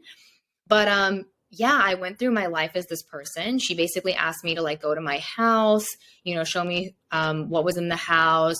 Was I eating something? What was I eating? Who am I there with? And I had a fucking answer for every question. I was like, there's no one here. And she's like, there's no one in the house. And I was like, they're all gone. And it was like a knowing, like I just knew that they were all gone. And she was like, what happened to them? And I was like, they died. Like, and then she was like, what do you do when they're not around? And I was like, I hunt.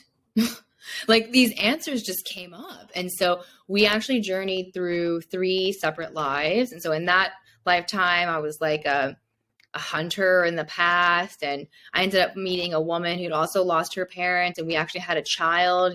I had my son.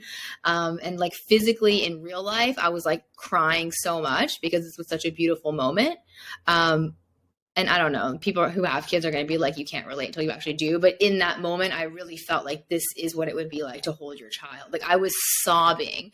And then I went through another lifetime where I was a young girl with like a single mother. And like at the end of all of these journeys that she took me through, it was about an hour per journey. She would always ask me, and what did that life teach you? What did that life teach you? What was the lesson? And they were basically like all the core values that we learn in religion. It's like, and it's amazing how many times my soul mirrors back to me, but like, this is the truth. Like, love is the truth. Like, love is all there is. Like, you are inherently good, worthy. Like, all of that came up in my life lessons. Yeah, like my first life when I was crying as I was retelling her my life lesson. She was like, what did you learn in that life? And she was like, that even when you think there is no love, there still is. Because I was a young boy who had lost his entire family. And then I met my beautiful wife, and then I had my son, and there was so much love. But even when I believed that there was no love, I was wrong. Wow. And so I think that that's what everyone's wrong about when they're depressed, when they're down. They're believing there's no love. They're not worthy of love, that they're not going to get love. And I'm like, you're depressed because you're wrong. Like, because there's this, maybe they're wrong in the sense that it's incongruent with reality and the way that the universe operates. And I think that's why it's painful. I literally think that's why it's painful, because it's like the inner being or like the universe or the God in us is like, no, this is not how small you are. This is incorrect. We can't let you think this. And it's almost like the feeling, I mean, people are going to argue, right? But I think you're right. It is so incongruent with, I think, the ultimate truth.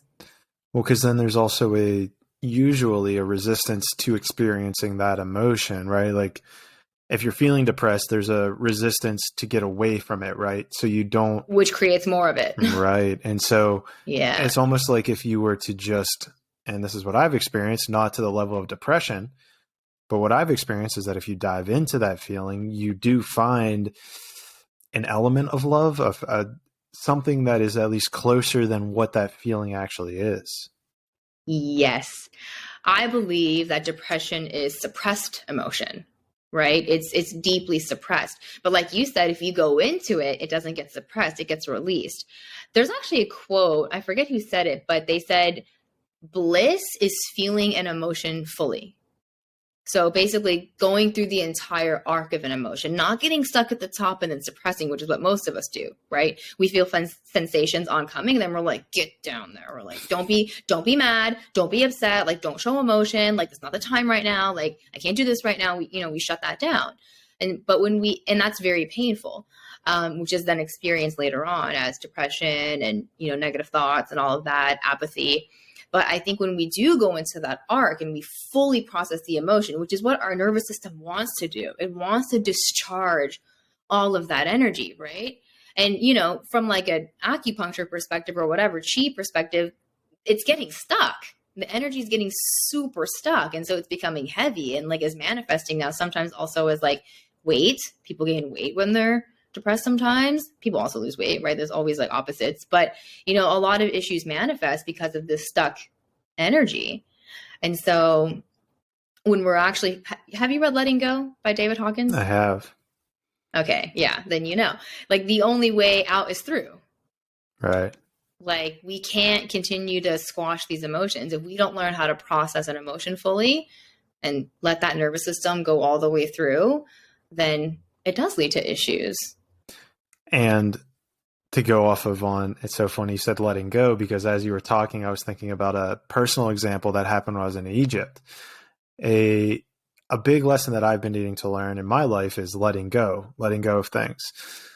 There was a relationship, well, I mean, we don't have to go into that, but just a relationship that I should have let go of sooner, but it's that's a whole thing on its own. But let's just say that it exposed to me that I wasn't letting go. And what I got hit with in Egypt, because this was something I wanted to test. I was like, universe, come on. Like, I've been letting go. Like, I'm ready. I fucking got it. Like, test me. Yeah.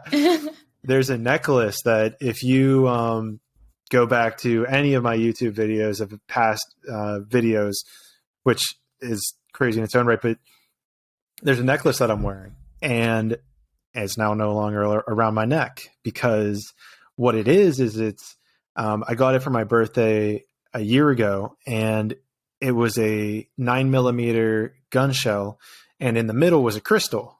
So I absolutely loved it because I kind of saw it as this, like, you know, the steel being kind of this, yeah, I saw like the steel kind of being a little bit more logic minded, or this physical material world protecting the crystal nature, this like mystical world. Yeah. So I absolutely love that thing. Yeah. Yeah. I like the dual nature. Yeah. It's so great. And I was very attached to it. Like, I wore it for all my, you know, I wore it very frequently. I wore it for all my interviews. And what happened is that when I was in Egypt, like, I never think about it. Like, I just wear it, and like, it never sets off metal detectors or anything. Right. And so the gun's been fired, right? So there is no shell or bullet. There's no physical bullet in the shell because it's already been fired. And so I'd never even think about it. I kind of I put myself on the conveyor belt, go through the scanner, everything's fine. On this very particular situation, like, I put everything on the scanner, and something like clicks in my mind to like grab at it. Like, oh shit, I should have put it in. But I was like, wait, like, it doesn't matter. Like, I'm good. And so I put my hand down and walk through the scanner, and the guy's like, not allowed. I'm like, what are you talking about? Because he speaks fucking Arabic. He points to my neck and he's like, not allowed. And I'm like, what do you mean it's not allowed? He's just like, not allowed, and like takes it off my neck, takes the pendant, and then like puts it on the x-ray machine and is like, you're good to go, basically. And I got so pissed. I got triggered to the 10th degree. I start cussing him out. I'm like, how could you be so fucking not like out loud, in my head. Oh, okay. I didn't. I was like, go off, Clayton. I have at least a little level of self-control. I start going off in my head. I'm like, how could you be so fucking stupid that you don't know that a gun shell is already fired? Like, you know, who's hiring these security guys? How could you be so stupid? How could this, that, you know, this, and, you know, everything. I was like, and then I like very quickly realized, like, dude, like, you said you were ready for letting go. Like, this is your test. Like, I was like, it's annoying though. The tests be annoying, but they always come at the right time. I was so annoyed, but I was like, shit, you're right. But he's still a fucking idiot. I'm like, no, stop. Yeah, like, yeah. It's like, just chill, bro. Just let it go. Stop, like, relax. Oh. Yeah. And so I started meditating, and it was crazy. And so I just started meditating, like, feeling the emotion fully, kind of like what we were talking about, feeling the emotion fully, letting it going through you. Don't resist it. Like, it served its purpose. It literally had its cycle. Its whole cycle kind of went through, and, you know, so it kept coming up, like, because in my mind, it's like, you keep kind of thinking of these things, and it's like, dude, let go, let go, let go. You know, you keep feeling it. You keep feeling that anger. Anytime I would like go to touch my neck now, and it's like not there, I'm like, that anger gets ignited. And then it kind of got set off again, because then my dad was behind me on the scanner, like, coming through, and I brought it up again. And, you know, eventually I got to the point where I was like, I'm good. Like, I no longer have like the attachment to it, let's say, and the energy's gone. And he's like, oh, okay. Like, yeah, I wasn't going to say this at the time, but after you walked by, he grabbed it and put it in his pocket. So I think he kept it because he thought there was some value to it. And that triggered me again. Yeah, there it is again. Yeah. But I very quickly, but it was funny because I was actually ready for that, because in my thought process, I was like, you know, I kind of actually hoped that he took it, because for two reasons. One, it didn't just get thrown out into the trash, because it was an amazing, you know, piece of artwork. And then number two, you know, the element of, you know, I just wanted to be used. and I guess I just see it as karma will kind of come to him because, it'll all kind of come full circle and it's whenever it needs to kind of thing. 100%. And, I just want to speak to like the triggers and like the tests, because we won't stop getting triggered until we recognize that it is a test, or we recognize what we're being called to learn. Or like sometimes we've asked for something and like we're receiving it, but we don't have the awareness to realize that we are receiving what we asked for, just not in the way that we thought we would get it. And so like you had asked to let go. You're like, help me let go. And so like the universe is like, okay, Clayton, we're trying to help you learn this. But you're like, not that way though. Yeah. You're like, not like that, please no. But I actually recently had a story, or a trigger, and a story about this trigger. I just created a video about this a few weeks back, I think, but I was really wanting to step into this, like, kind of like money is no object energy. I'm like, I'm trying to attract a lot of money this year. And I just want to be in like that money is no object. Like, that's my new vibe. Like, I got to pay for shit. Money is no object. That's what I wanted to embody. The next day, I come out of my office and my car's been towed. And I'm like, oh my God, great. And I don't have enough time to get my car from the towing before the next place. So it's like, I got to Uber there, and the Uber there is like whatever, X some dollars. And then I got to Uber from the station or from the place to the towing place. And then when I get there, it's like, you got to pay for the towing and the ticket that you got on the street. And I was so fucking pissed. I was like, you do that thing with yourself, which it doesn't do anything. But I'm like, if I just walked out here like 10 minutes earlier, this wouldn't have happened. Or if I had just not parked there, this wouldn't have happened. Like, why did I even park over there? I never park on that side of the street. Like, that was actually true. I was like, I never even fucking park over there. Like, so I'm just like going through all these thoughts. I'm like just throwing myself into a complete like spiral. And then I had this moment where I was like, how is this working for me? I asked myself that a lot. How is this working for me? And then I was like, damn it, I fucking asked for this. I asked to step into the money is no object energy. And so here was the universe being like, okay, how do you feel about $600 then? And I was like, okay, it's a practice. Okay. I was like, all right. Like, I can't change the result of this anyways. I have to pay this $600. So it's like, either I can use this as a practice to embody this energy, or I'm just going to use it as an excuse to continue thinking negative thoughts. I was just blaming myself, and just, it wasn't taking me anywhere. It's like, it doesn't change how much I owe. It's like, it's over. I got to pay it. Yeah. And then I turned it into a spiritual practice where I was just like, how trusting can I be that like this terrible inconvenience, which is not even that terrible, like, let's have perspective. Like, we get into a tizzy about these kinds of things all day, every day. And it's like, it's not a big deal. Right. And so I actually went up there to pay for this as if like, I can't even tell you, I embodied like what it would feel like, what I imagine it would feel like to be like the richest woman in the world. I was like, I don't care. I'm like, 600? Okay, cool. Whatever. Let's go. I'm like, receipt? No, I don't need that. You want to add more zeros? Like, why not? Yeah. Because it's like, why not? Right? Like, why can't I embody that energy? I actually give this exercise to some of my clients, but I tell them, I'm like, whenever you go in to like buy like a pack of gum or whatever, buy it like you're the richest fucking person you know. Because here's the thing. Even if you were the richest person, that's going to cost the same. Right. So you can practice. Like, when I'll go buy a Kit Kat and I just pretend I'm so rich. And it's not like I'm doing anything different. Like, no one can tell that I'm doing that, but it's an energy. It's an energy. Right. Okay. And like, now I'm embodying this feeling of like, I'm so rich. Like, I'm so abundant. Now I act different around people. I might be a little bit more open, a bit more just like excited, like just a bit happier. Right? Because that's what we want from money anyways, right? We think we're going to be happy. Fine. Be happy now. See what happens. And that leads to more money. That's beautiful you say it that way, because I remember for the longest time, I always kind of had the thought process, and this was before the spiritual awakening, was, well, I'll tip an excess amount when I am rich. Right. And all the time. That's a trap. Yeah.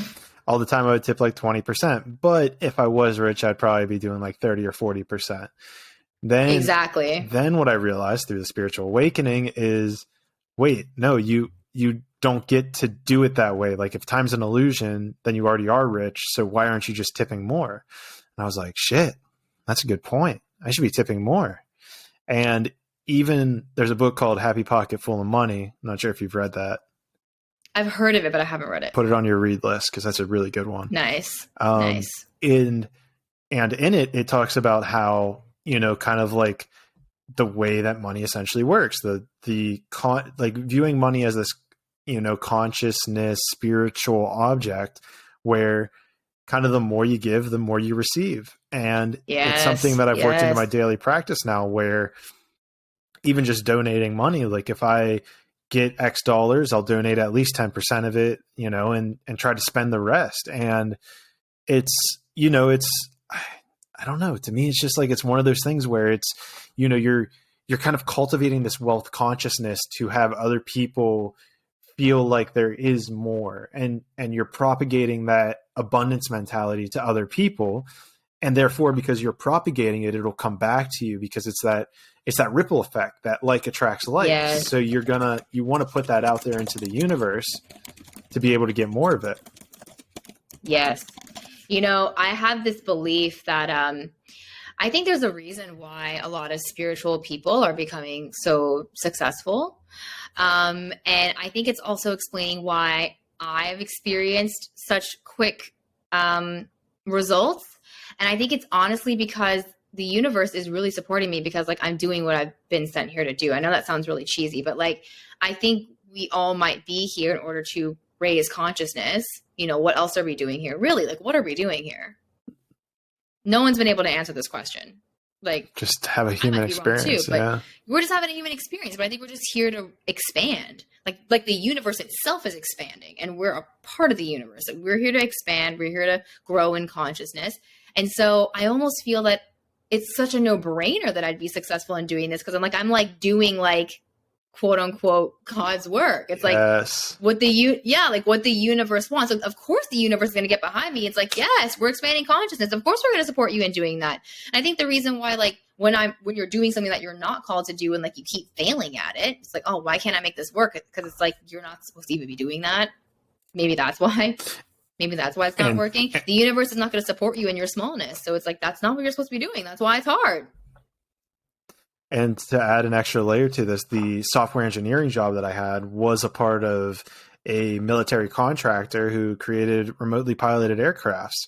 And something that I was constantly saying was I didn't enjoy that I was contributing to the military industrial complex, which propagates fear, which doesn't help the world and universe expand, which, oh, look at me not feeling like I'm aligned to my highest self.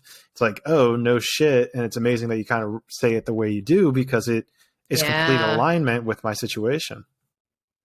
100%. Like I have full trust. Like I'm going to be fine, because I'm literally trying to spread love and expand consciousness. I'm like, that's all there is in this universe. That's the only truth of this universe. So if I embody that and try to spread that, it's like, there's no way I can't make it work. That's like, that's the thing. I think, I think every person that is doing really well, like at the heart of it, like that's what's happening. Like they are in some way trying to spread love or expand consciousnness. And so I think that's what happened with you too. It's like, that's why what you're doing now with having these conscious conversations, that's taking off, because it's like, that's what the universe actually wants more of. Right. It's like, this is how we grow. This is how we expand. So this is how we grow, right? Like how many people are going to listen to this? I don't know. But like, this is how we grow. Like this is serving the greater good. And I think this is why we're here. And so that's why a lot of these spiritual entrepreneurs are finding such great success, such material success, right? Because I think that they're really doing what we're here to do, which is just teach people to be more themselves. Yeah, just find yourself. And that's something I kind of always kind of bring back to, right? Because we talk about how it's like, oh, like you got to get out of the 9 to 5, you got to quit the 9 to 5. But there is an element of people who decided to incarnate and not have a life full of struggle. Like their life, like I have a buddy from college who was a computer science guy. And, so he's a software engineer now. And he just loves life. Like this kid just emits love, but he works this 9 to 5 and he plays video games at night. And I visited him before, like kind of going to Brazil and before going to Egypt and everything. And he was just like, dude, like I'm so happy for you for like going out. Like I wish I had that drive to go somewhere, but like I'm totally cool just living in Florida and being a computer scientist, 9 to 5 and gaming at night. And it's, to me, it always broke me. I was like, well, if you want to do it, just go do it. But I mean, there's a level of people who are like, kind of just taking a lifetime off. They're just like, I'm just going to enjoy like just chilling. I helped expand maybe in a different life and I'm just going to chill in this one. Yeah. I know. I mean, I don't know. I just can't even confirm or deny that. Like we don't actually know. Right. But I think, yes, there's some level of truth to that. I think there are some people who are they're just here to hang. But I don't know. I also, what do you think? I kind of compete. You sound like you're holding something back. It competes with one of my like what I feel is a supporting belief, which is that like I think all of us are here to do something. But that something doesn't have to be like a big thing. Like I say that and people are like, oh, so like I have to, become well known in my passions or what? And I'm like, no, like you can do like a big meaningful thing in a small way. And so I don't know, but maybe he is doing that. Like maybe, I mean, look, he's inspiring maybe other people to just live life and enjoy themselves. And maybe, maybe he is expanding in a way that I'm not aware of. Yeah, maybe. And it's a comparison game too, right? Because he's not expanding in the way that I'm expanding, but at the same time, I don't know. I guess it shows me that there are people who just can have a 9 to 5 and still love life, right? It's not like, yeah, absolutely. It's not like if you're in a 9 to 5, you hate life. It's like, no, it's still possible to love life in a 9 to 5. Absolutely. Absolutely. Yeah. I don't think that, well, I don't know. Like, is that what people are saying online now? That like, you can't be happy? I think you can be happy. You can make the best of any situation. And I definitely think there are a lot of people who are, naturally inclined to do those types of jobs. I just didn't happen to be one of those people. But yeah, I think there are certain people too who are like, I like those hours. They feel good for me. Like, I like going there and then I have a little bit of a morning and then I get home and I have the evening. And yeah, because I mean, you could argue like, yeah, we're entrepreneurs, but like, we're working a lot. Like, right. Yeah, I'm doing it from my own home. I might be doing it in Spain. You might be doing it in Egypt, but it's no walk in the park. There's a lot going on. So yeah, and I think it's definitely not less work. Yeah. Oh no, that's for sure. And I think maybe to extrapolate on what I was saying, it was more of a personal lesson because there's the outward projection of the only thing that I've experienced in my job, my 9 to 5 was not liking it and being surrounded people who didn't like their job. So then having him even as a friend, I can see that there are people who like their 9 to 5. So that could be his lesson for me is that, it is possible to be happy in your 9 to 5 and to absolutely love life and to emit that around the world, to still emit love in that position. Absolutely. Yeah. Yeah. We can find love in all places. Yeah. That's a beautiful thing. Something I didn't ask you, and I guess we're at like the 2-hour mark, but I usually ask people this story in the beginning. And I'm curious what your answer is that what is the first thing that you wanted to be whenever you grew up? An author. An author? Yeah. I was actually just talking to my coaching client about this, and I know it's going to happen at some point, but I have always, always, always wanted to write a book. And this was, I think, my secret desire. I think all of us have a secret desire, like that thing that like, if we knew like for sure what happened, we'd like totally fucking go for it. But it's the thing that we're almost like embarrassed to admit to ourselves that we like want to do it. Like if someone asked me what I wanted to do when I was growing up, it'd be like, I wish I could say author, but like, I'm not going to say that because like, that's embarrassing and weird. And like, no one's an author, right? Which is not true. There's like a ton of authors, but I grew up learning that that wasn't like a legit job. Like you can't make a career as an author, but I grew up like just scribbling stories in my notebooks. I was so weird. I was like 7 years old and I remember like buying this calendar and like cutting out all the quotes and having them all over my wall. I just like from a young age, I was like reading quotes and stuff. And it's weird because now sometimes people will quote me and I'm like, I'm like living out my mission. Like, but yeah, I was like obsessed with quotes, writing stories. I eventually became like quite an avid writer where I'd even like compete in like writing competitions. I won several of those for like whatever, excellent writing. And yeah, proceeded to just be a really good writer all throughout high school, and then consider like at one point like majoring in journalism. But at that point I was actually still between like deciding if I was going to dance professionally or go to school, and I ended up dancing professionally. But yeah, all the while, like even when I was dancing, which was something I gave a lot of my time and energy to, but I always remember thinking like, but if I could do anything, I would write. I wouldn't go be a dancer. Like that wasn't actually my deepest passion. It was just something I happened to be good at. It was a good hobby. But yeah, I didn't believe that I could do it for the longest time. I only started believing it like this year. Really? Yeah. It just like came back to you? Yeah. It actually came back to me because a lot of people comment on my videos, you should write a book. You should write a book. And I'm like, funny you say that. I've always wanted to write a book.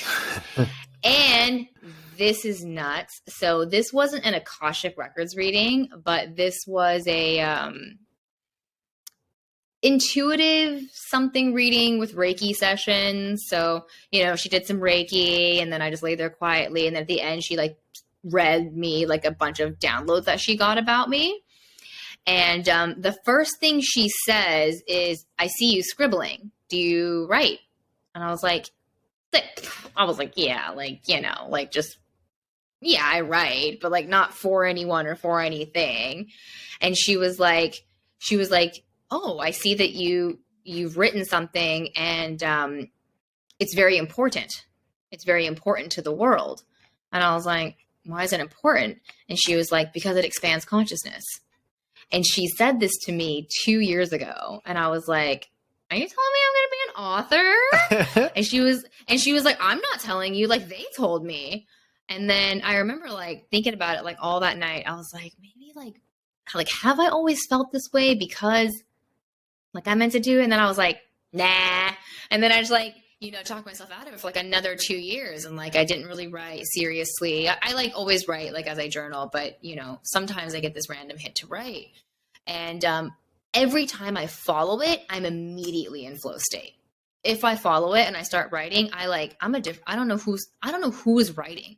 You know how musicians say that? Mm-hmm. They'll be like, oh, like I didn't even write this song. Like I'm the one who brought it to life. I'm the one who channeled it. And like now I really get that, because when I write, sometimes I'll go back and read it with my conscious mind.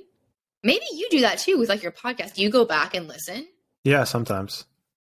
Yeah, and like that's a totally different consciousness from which you actually created it. Oh, yeah. And it might feel like, oh, like I said that, weird. Like, oh, I thought of that, or like, oh, that was kind of good. It's weird. So that's how I feel when I go back and read my stuff. I'm like, who wrote this? Like it didn't come from the conscious mind. It came from that really unknowable place, that higher self. Well, then what's stopping you from writing now? Honestly, like just my own, I know I just have a couple limiting beliefs I'm working through, but at this point I am in like full belief it's going to happen. I actually had a vision. Do you get visions? Do you like see future self? I had a pretty powerful one recently, and it revolves around the whole letting go thing, but oh shit. It's a pretty, well, I don't want to go too deep into it, but yeah, I had one that was interesting because I thought the opposite. I got a vision that the opposite was true, but I see that as now a test because it was a test to let go, which I didn't do in that moment. It involved, well, I'll just say that. And then this necklace thing happened. And then a week later, I got the exact opposite of that original vision. And now I'm seeing that as a test to let go, because it's like the thing that I actually really want, if that makes sense. And so, yeah, in short. You're like, yeah, I get visions. Well, and then I had a vision whenever I was in Jerusalem, that my dad, who is like has a bad knee, he's been working on it with crutches. I got a vision that he was going to fall whenever we were walking through Jerusalem. And I remember having like a conscious thought of like, well, if he falls, like, how do I stop it in the best way to make sure that he doesn't like seriously hurt himself. And, I was like, okay, I got to like shoulder him and like, to keep him upright. And not even 2 minutes later, he's walking behind me and I just hear his like sticks give out and I turn around and he's like basically falling. And, I then just shouldered Holy him shit. and kept him upright. I was like, yeah, that was a trippy one on its own. But to answer your question, yes. Yeah. I've been really learning to trust them more because but your vision. This is the thing though about any sort of psychic ability, which I'm starting to really tap into the reality that we all have them.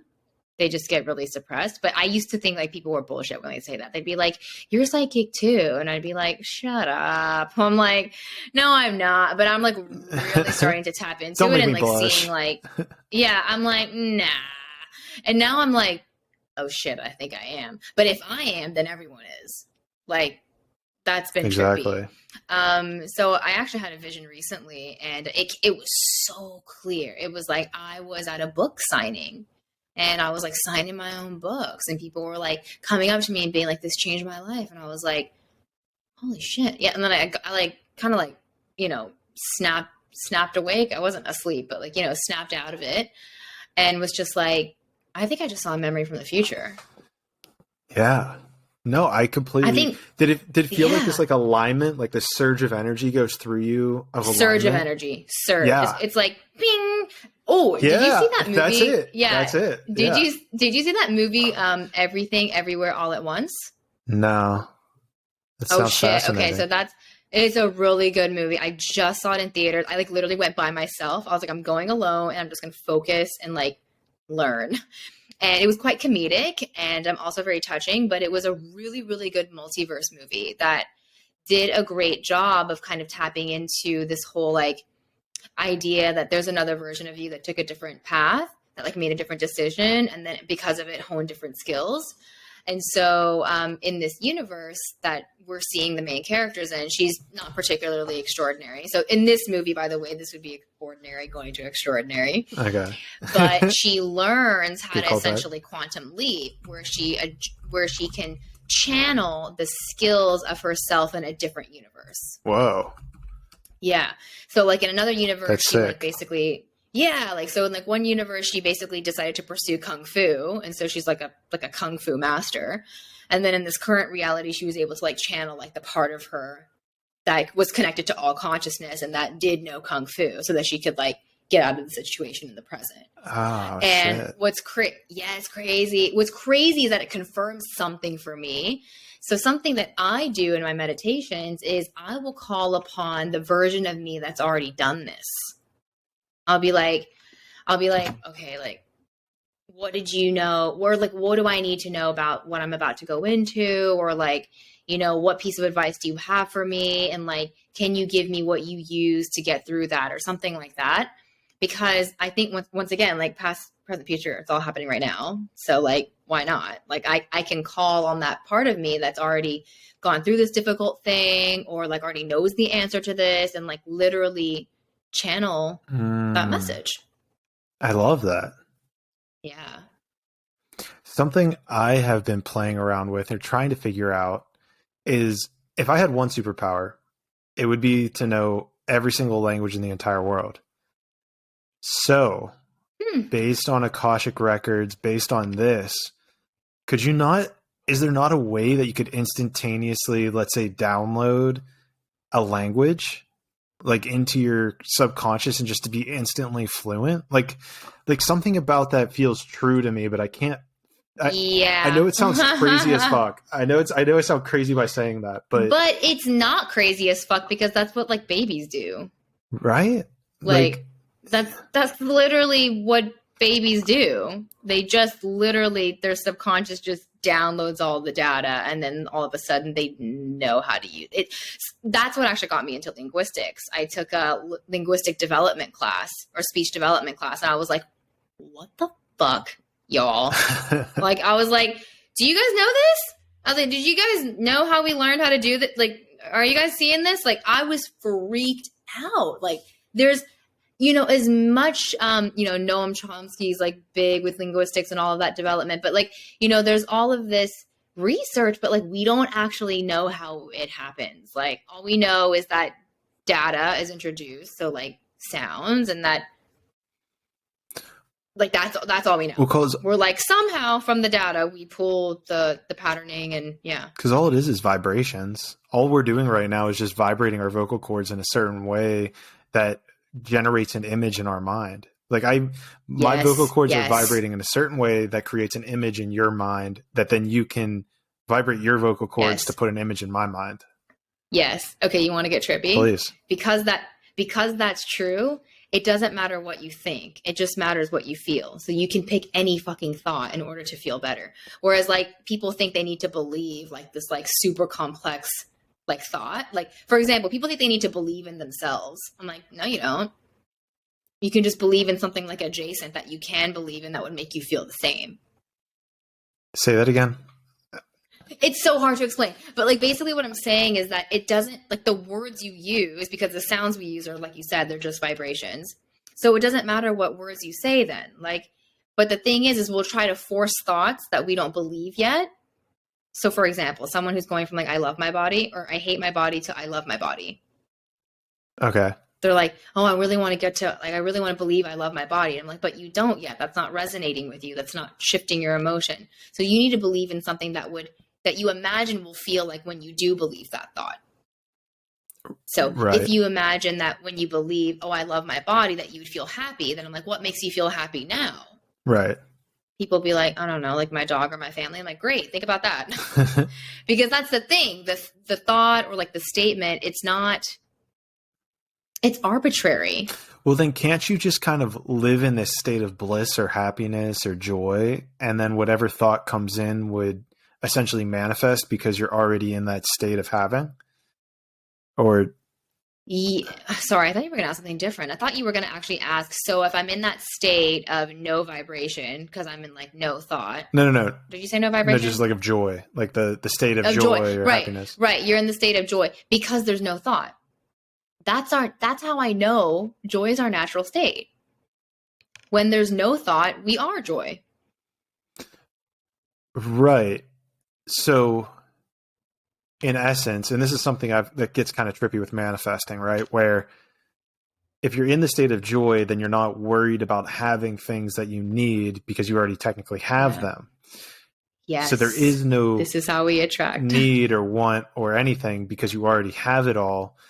So therefore, how do you kind of push your life in a certain direction to what you want if you're already in a state of joy? Or is it just that you're now in a state of joy, so everything that you wanted, all these things, your higher self wanted all these things, or maybe even your ego did, but because you're in a state of joy, all those things are just going to be aligned to you instantaneously? Yes. Yes, aligned to you instantaneously, but not necessarily physically manifest instantaneously. So actually, Abraham Hicks talks about this all the time. Her entire concept is ask and it is given. A lot of people get tripped up on this because when they hear it, they're like, okay, I asked, but I don't see it. Right. Because they go looking for it in the physical environment, which then knocks them out of alignment. What they are saying is that when you ask for it, you create its vibrational equivalent, meaning like you have now created the reality in which you exist with this thing that you've asked for. It's real. How do we know it's real? Because we're thinking about it. Thoughts are real, right? They're not physically tangible, but they're real. They're thought forms, energy forms. And so after we've thought of it, we're going to have to energize it with an emotion. And then that emotion or some people would say is our behavior. It'll generate our behavior, right? What I'm learning too is like every spiritual teacher is saying the same thing again with the same word. It's like the religions thing. Like we're all saying the same thing with different words. Joe Dispenza says like you're creating a future outcome in the present, like physiologically or whatever. But like all the manifestation teachers are saying the same thing, just with different jargon. But essentially, you're going to think a certain thought, and then it's going to engender an emotion. And then from that emotion, you're going to take an action that's in alignment with that reality and thus attracting it to you. But you don't go towards it. And if you are in a state of joy, then most likely there's no resistance. So then there's no resistance to taking any action. The thing that people don't realize about resistance is that like the action that you're resisting is not difficult. What's so difficult about it is your mental anguish. It's like I can't do it. It's going to be so hard. I don't know what I'm doing. That's what's making this hard. For example, I was just grappling for like months about like incorporating my business. And I was like, what? And then it was like a Google search and like a form fill out. It's not hard, right? It's all my thoughts about how like, I don't know what I'm doing. How do I get a business number? This is so stressful. Like that, what's difficult is our own resistance, not the actual action. So then when we're in joy, we can act more quickly and things will happen more quickly. And so then was it you coming into the state of joy that allowed for it to be incorporated much faster? Joy and non-attachment. This is the thing about manifesting. You get it as soon as you don't care. It's so annoying. It's like, how do I get it if I want it? And then like when they learn that they have to stop wanting it, they're like, but I don't want to. And I'm like, no, what you're saying is you don't want to be unhappy because you've outsourced your happiness to that thing. So of course you don't want to give up the thing. You're like, the thing is my happiness. I don't want to give that up. And then it's rewiring them and helping them realize, no, the happiness is not in the thing. You've tied it to the thing. And you have a lot of conditioning that tells you, no, it is the thing. Right. And it's unlearning that it's not the thing. And so that's another thing. All the different coaching programs and podcasts, I swear, like the lesson is the same, which is that like it all comes from you. It's all you. You get the love from you. You don't need it from the thing. And so then when you have the love because it's within you, then you detach from it. Now you actually really don't need it. And then the most ironic thing is like, that's exactly when it comes. It's like when you chase the feather, it's like, you like, with every hand movement, it just keeps moving. But if you just sit there and don't move, the feather lands on your lap. Yeah. And you're like, oh shit, that's how you attract. Well, and that's very fascinating too, because I first noticed it with women, which, maybe it was probably from a little bit more of an egoic standpoint originally, but it transferred into other aspects of my life where it was almost like doing less was more. It was almost like, don't try. Yes. Like there's no need to try in a sense. Trying is just literally not going with the force, like straight up. Like Abraham Hicks talks about this all the time as well. They're always like, everything you're doing is upstream and nothing that you want is up there. They always say everything you want is downstream and you should be taking the path of least resistance. Why we don't do that, I don't know. Resistance somehow, it feels mostly helpful in the moment. Like, we're like, no, we have to stress about this. But every good thing in my life really came from a place of ease, like no stress, super easy. Like the biggest things in my life, I truly feel like I manifested with little to no effort. Yeah. It's the weirdest thing. I mean, that makes sense. It makes sense to me. It's weird how it makes so much sense, but it feels like, and here's where the corollary is it feels like we're surrounded by a society, and this is where hustle culture comes into play, which has plagued my whole mentality of, well, you got to work 80 hours a week or else your business is going to fail. I work 100 hours a week on my business, and I'm finally making $1 million after 2 years of working 100 hours a week. And to me, it's just like that doesn't resonate. Like that doesn't make sense. No. So we're taught that hard work equals success. But I think what we really need is a new definition, because what we really mean is suffering equals success. Because listen, I'm doing quote unquote hard work in my business. I'm just not suffering. Right. I don't find it hard. I enjoy the work. I'm in flow state. So when we say, oh, everyone needs to work hard to be successful, what they're actually saying unconsciously is I have to suffer in order to be successful. And so then when I say to people like alignment is the easiest way, I'm like, me getting successful has been very easy. They're triggered by that because they're like, no, success is suffering. Why do you not get to suffer and I have to? That's what's happening there. They're like, you don't get to say what's true if it's not my truth. Right. Right. I'm basically triggering within them like something that they would need to look at. Right. And if they don't want to do that yet, then they're just going to say that I'm wrong. But I truly believe that everything that you could ever want or whatever is also wanting you, and that to get to it, it truly is a downstream travel. it really should feel quite effortless and quite easy. But that doesn't mean we don't do hard work. It just means we don't suffer. And I think that's the distinction we have to make. Is there, and something that seems like a theme here is the idea of, not being attached or letting go.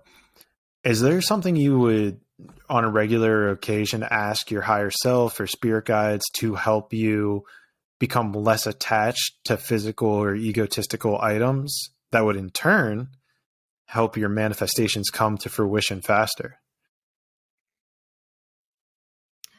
Yes. One of the requests I'll ask is, show me how I can be okay without it. That's a good one. That's it. As soon as you're okay without it, that's when you get it. Because, I use money as an example because it's easy all the time. But okay, if you constantly think about money and the energy that you constantly think about it with is worry, stress, overwhelm, anger, even. But you imagine that when you have money, you're going to feel so free, so relaxed, so happy. Law of attraction shows us immediately, those aren't in alignment. Those are completely two opposing energies. How am I going to feel more like that if I feel this way? Right? And it's a lie that when you get it, you'll feel better because time isn't real. So you don't go anywhere. You're here in the present. So if that's what you're constantly feeling, that's most likely what you're going to continue feeling when you get that result. Now, there's a dark side to manifesting that people don't talk about. But when you get something prematurely, before you've adjusted your energy to be, quote unquote, okay without it, you've decided that you're going to be detached and that you've been shown how you can be okay without it. Right? That's when you attract it because you're an energetic match.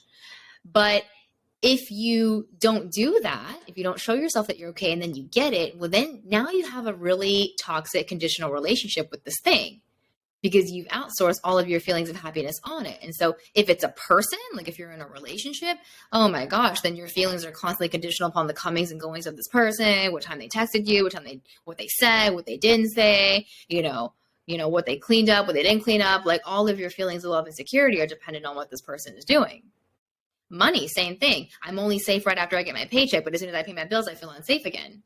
Constant toiling, going back and forth. Oh, I got this extra refund back. Amazing. I feel safe. And then it goes away. Now, this happens at every single income level, not just at below the poverty line. This happens to people who make $100,000 a year, $1 million. I know people right now with $1 million who are like, oh, fuck, I need more money. Straight up. They're like, I need more money. And frankly, for their lifestyle, they do. They're actually not kidding. They do need more money. Well, that's a trap that it's a whole financial trap all on its own rights. Yeah. And so if we don't clean up our energy is what I say, it doesn't even matter if we get the thing. We're actually just going to keep needing more of the thing. Do you have a theory on why it would occur that we wouldn't know how to be okay without the item yet still manifest it? Because that seems like such a crucial part to the actual manifestation sequence is to let go of it and be okay without it. Yet, as you've just described, that there are instances where you get it without letting go. So yes, of course. Is there a way that occurs, or do you have a theory as to why it occurs? Well, as much as I believe in our intentions and stuff, I do think a lot of things are just random, random by nature. I don't think that we can count that out. Do you not think things are random? Do you think everything has its piece and place? I do. Oh, okay. Interesting. I mean, I'm open to it. Let's entertain it. But I think, okay, if we assume that everything has its piece in place, then fine. Maybe you're supposed to manifest something in order to learn that wasn't what you actually really needed, which is a lesson that many people learn. I think our soul loves that lesson too. Right? Yeah. There's a lot of people who've manifested shit and realized this doesn't even matter. And we love that movie. Right? Which movie? I just mean that movie in general, right, where the person gets everything and then realizes it means nothing and they give it all away. And yeah, that's a key one. And I even have a friend myself who's a lawyer and he makes over $1 million a year, but he's just unhappy. He talks about all the time how he can just buy any invisible asset. Yeah, he can just buy anything he wants, but he just doesn't like his job and he's working, 60 hours a week. And it's it really helps show me. It helps show me that, and this is where that lesson comes in, is it helps show me that, it helps to show me that money isn't everything.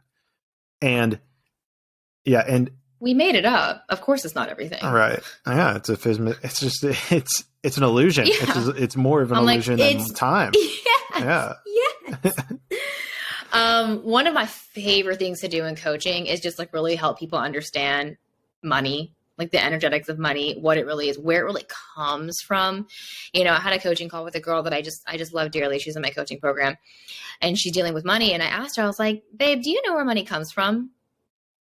And she was like, the bank? And I was like, no. I was like, banks store money. You know, they store money and they lend money, but like, no, that's not where money comes from. I was like, money is exchanged when we give value, whether that be in the shape of like goods and services. That's the ones we know. And so I said, whenever you give value or create value, you get money. So then you're your own bank. Money comes from you. And she was like kind of starting to get it. And then I explained, I was like, okay, like if Elton John lost all of his money tomorrow, bank accounts are wiped. Who knows? Maybe it's a glitch or someone stole it, whatever. Is he poor? Are you asking me? I don't know. Am I? What do you think? No, because he still has assets that he's developed himself through his musical talent. He has himself. Yeah. He has himself. So then every dollar you've ever made has come from you. Now, most people only make money from themselves by exchanging their time. Right. Right. They're like, this is the value I'm giving. And that is a huge value. No, it's the most valuable thing there is. And people are pricing it at like $15 an hour. But like, right. That's a whole nother conversation. That's a whole nother conversation. But you catch me. Yeah. You catch my drift. Well, I think you should, and this is going to reignite the, you should watch, or you should read A Happy Pocket Full of Money, because it goes into this whole thing as well. Yeah.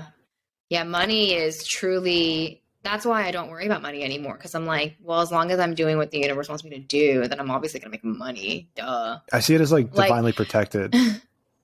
Yes. Yes. Yeah. Which is what like the Christians say. Yeah. Like that was like, remember that's what my friend said when we had that conversation where she was like turning to God and I was like leaning into spirituality. I was like, oh, we're doing the same thing. Yeah. She basically said like, I just know that like, you know, God's always with me. And I was like, interesting. Like kind of feel the same way. I'm just not saying God. Our vocal cords are making different vibrations. Yes. Yes, they're vibrating at different frequencies, and we're having different pictures in our mind, but it's the same lived experience. I want to take a quick detour back to the randomness real quick, because this is something I've been thinking about. And I when I was in Israel, I talked to a girl about this, and she was like, yeah, everything's random, like blah, blah, blah. And I'm like, no, and not everything. Well, definitely not everything. Okay. So you're kind of in the middle between us. Like so does it have to be everything or nothing? Does it have to be everything or nothing? Because I think I am in the middle. Well, I love gray area. No, that's fine. Please be there. Be there for this conversation, because where my mind goes, and this is a logical thing, is that if there was some elements of random, then math would not work. Like sometimes 2 + 2 would equal 5, but yet it always equals 4. Okay. So to me, the fact that so many mathematical equations are always the same, or they always show the same outcome, to me, that says that nothing can be random. But math doesn't explain life. It's just something we made up. But it shows the underlying structure that all of this is predicated on. That's like a really... Are you a math lover? I guess you are, because you're a software engineer. I'm so definitely like a nerd at some level. Yeah. I don't ever label myself a math lover. Yeah, but... I don't know. Like you're really believing that math is like. But I just always think about how like we made up math. So like, you know what I mean? We made up numerical representations For math? Yeah. to Okay. understand the underlying structure of what we're dealing with here. I see what you're saying. I see what you're saying. I don't know. I just think a lot about this. I'm going to ask my dad. My dad is the first person I started having like all of my spiritual conversations with. And he's a huge philosophical nut, but yeah, this is crazy. Like you could say my spiritual journey started when I was like maybe 11. Oh, wow. Yeah, my dad actually almost died of cancer when he was 40. And so when he got the cancer, that was when he started like getting into spirituality. He was like, all right, I'm dying. So like, what's going on? He started diving into all these spiritual texts. And actually the first spiritual text I read was Eckhart Tolle's A New Earth, which was his book. But when I was young, I actually asked my dad, I was like, Dad, like, where'd I come from though? Like, isn't it crazy that like, I was saying things like that. I was like, then I'm like, I've only been here for like 11 years and like you've only been here for like 40 years. Like, isn't that weird? I like would say shit like that. And then my dad was like, no, Sam, you've been here longer than 11 years. And I was like, huh? And he was like, you always are, you always have been, and you always will be. And I was like, okay, whatever. But it's like, it's stuck with me since then. And I think he was on to something. He was like, you've always been here. That's maybe why it feels so weird. Like, this is just like your current physical, like, incarnation. But yeah, you've been here. You always were here. Yeah. It's kind of a crazy way to think about it. Yeah. Right? Because if it's, if it's infinite, if everything's infinite, then now the present moment is always occurring.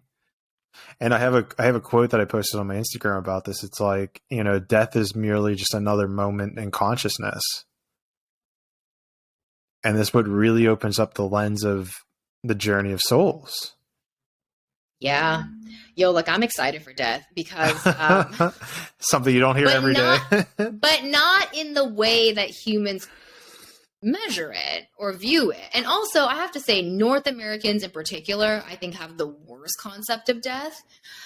You know, there's a lot of different cultures in the world that do not see death in the same way. Death truly is they see it as a return. And what's really interesting is I remember when I had a family member die, my parents kept saying that he died, but they were using it in a different way. So there's different ways to say that someone passed away in Korean. There's like died as in like a plant dying or something. But then you can also use dead for humans where it sounds like almost like turned back around is like how I would say it in English. Like went back, like returned, went around, something like that. Completed a cycle. And yeah, exactly. And so that was trippy, realizing like, oh, like the language actually accounts for like this understanding, at least in Korean and maybe other languages that I'm just not aware of. I'm sure. But we see death in the West as an ending.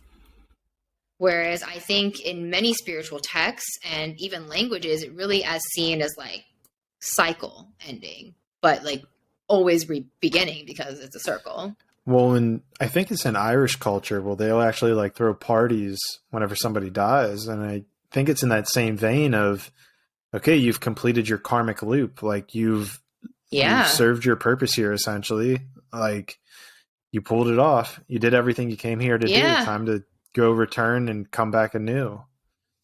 Yeah. Have you seen the movie Soul, the Pixar movie? No, but somebody just brought that shit. up.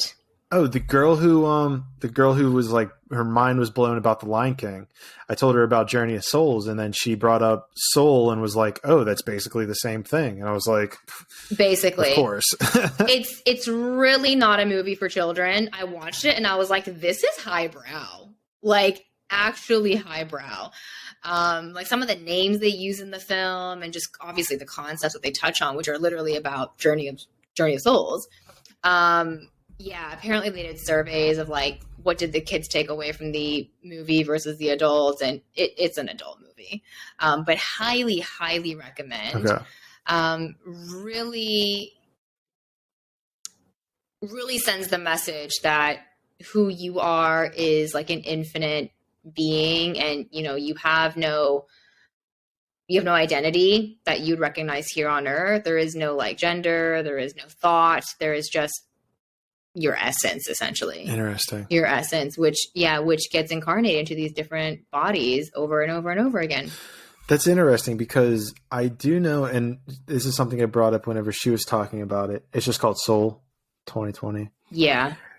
It's so good. Is because we were talking about past lives, and a topic that came up was the idea of how kids, and this has been crazily documented. Oh my God. You already know what I'm saying. Don't even get me started. Okay, keep going. Well, yeah, how kids between, I think, the ages of, what is it, like 3 and 6-ish, they like can recall past lives, and they'll talk about how they're either not home or trippy. They can point out murders when they've been murdered in a past life and point to where the murder weapon is and who did it. And people have gone to jail and admitted to these murders with these kids being like, yeah, this guy did it in my past life, blah, blah, blah. And it's just like, they say it as if it's a matter of fact.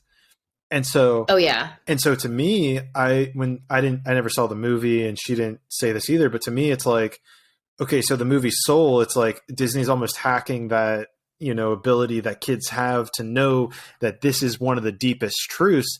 And it might be unfortunate that they made it in the sense for adults, because it's like, no, you should have made this for kids, because then they would have loved it and thought it was the greatest movie of all time, because it would have been so real to them. It would have been more real to them than it would have been to the adults that are watching it.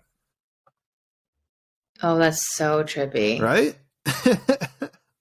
I mean, like you caught me at a good time, and you're just the right person to be talking about this. But yeah, like I geek out over those videos and stories about the kids. Crazy. And like like at the end of the day, like we don't know. We just can't explain that phenomena. But like I also know that just because we can't explain phenomena doesn't make it not real. Like there's a lot of things we can't explain. Like, but that doesn't make them not real. How the Great Pyramids were built is one of them. Yeah, it's like it's literally real, and we don't know how that happened. Like, have you ever heard of the Law of One, the Ra stuff?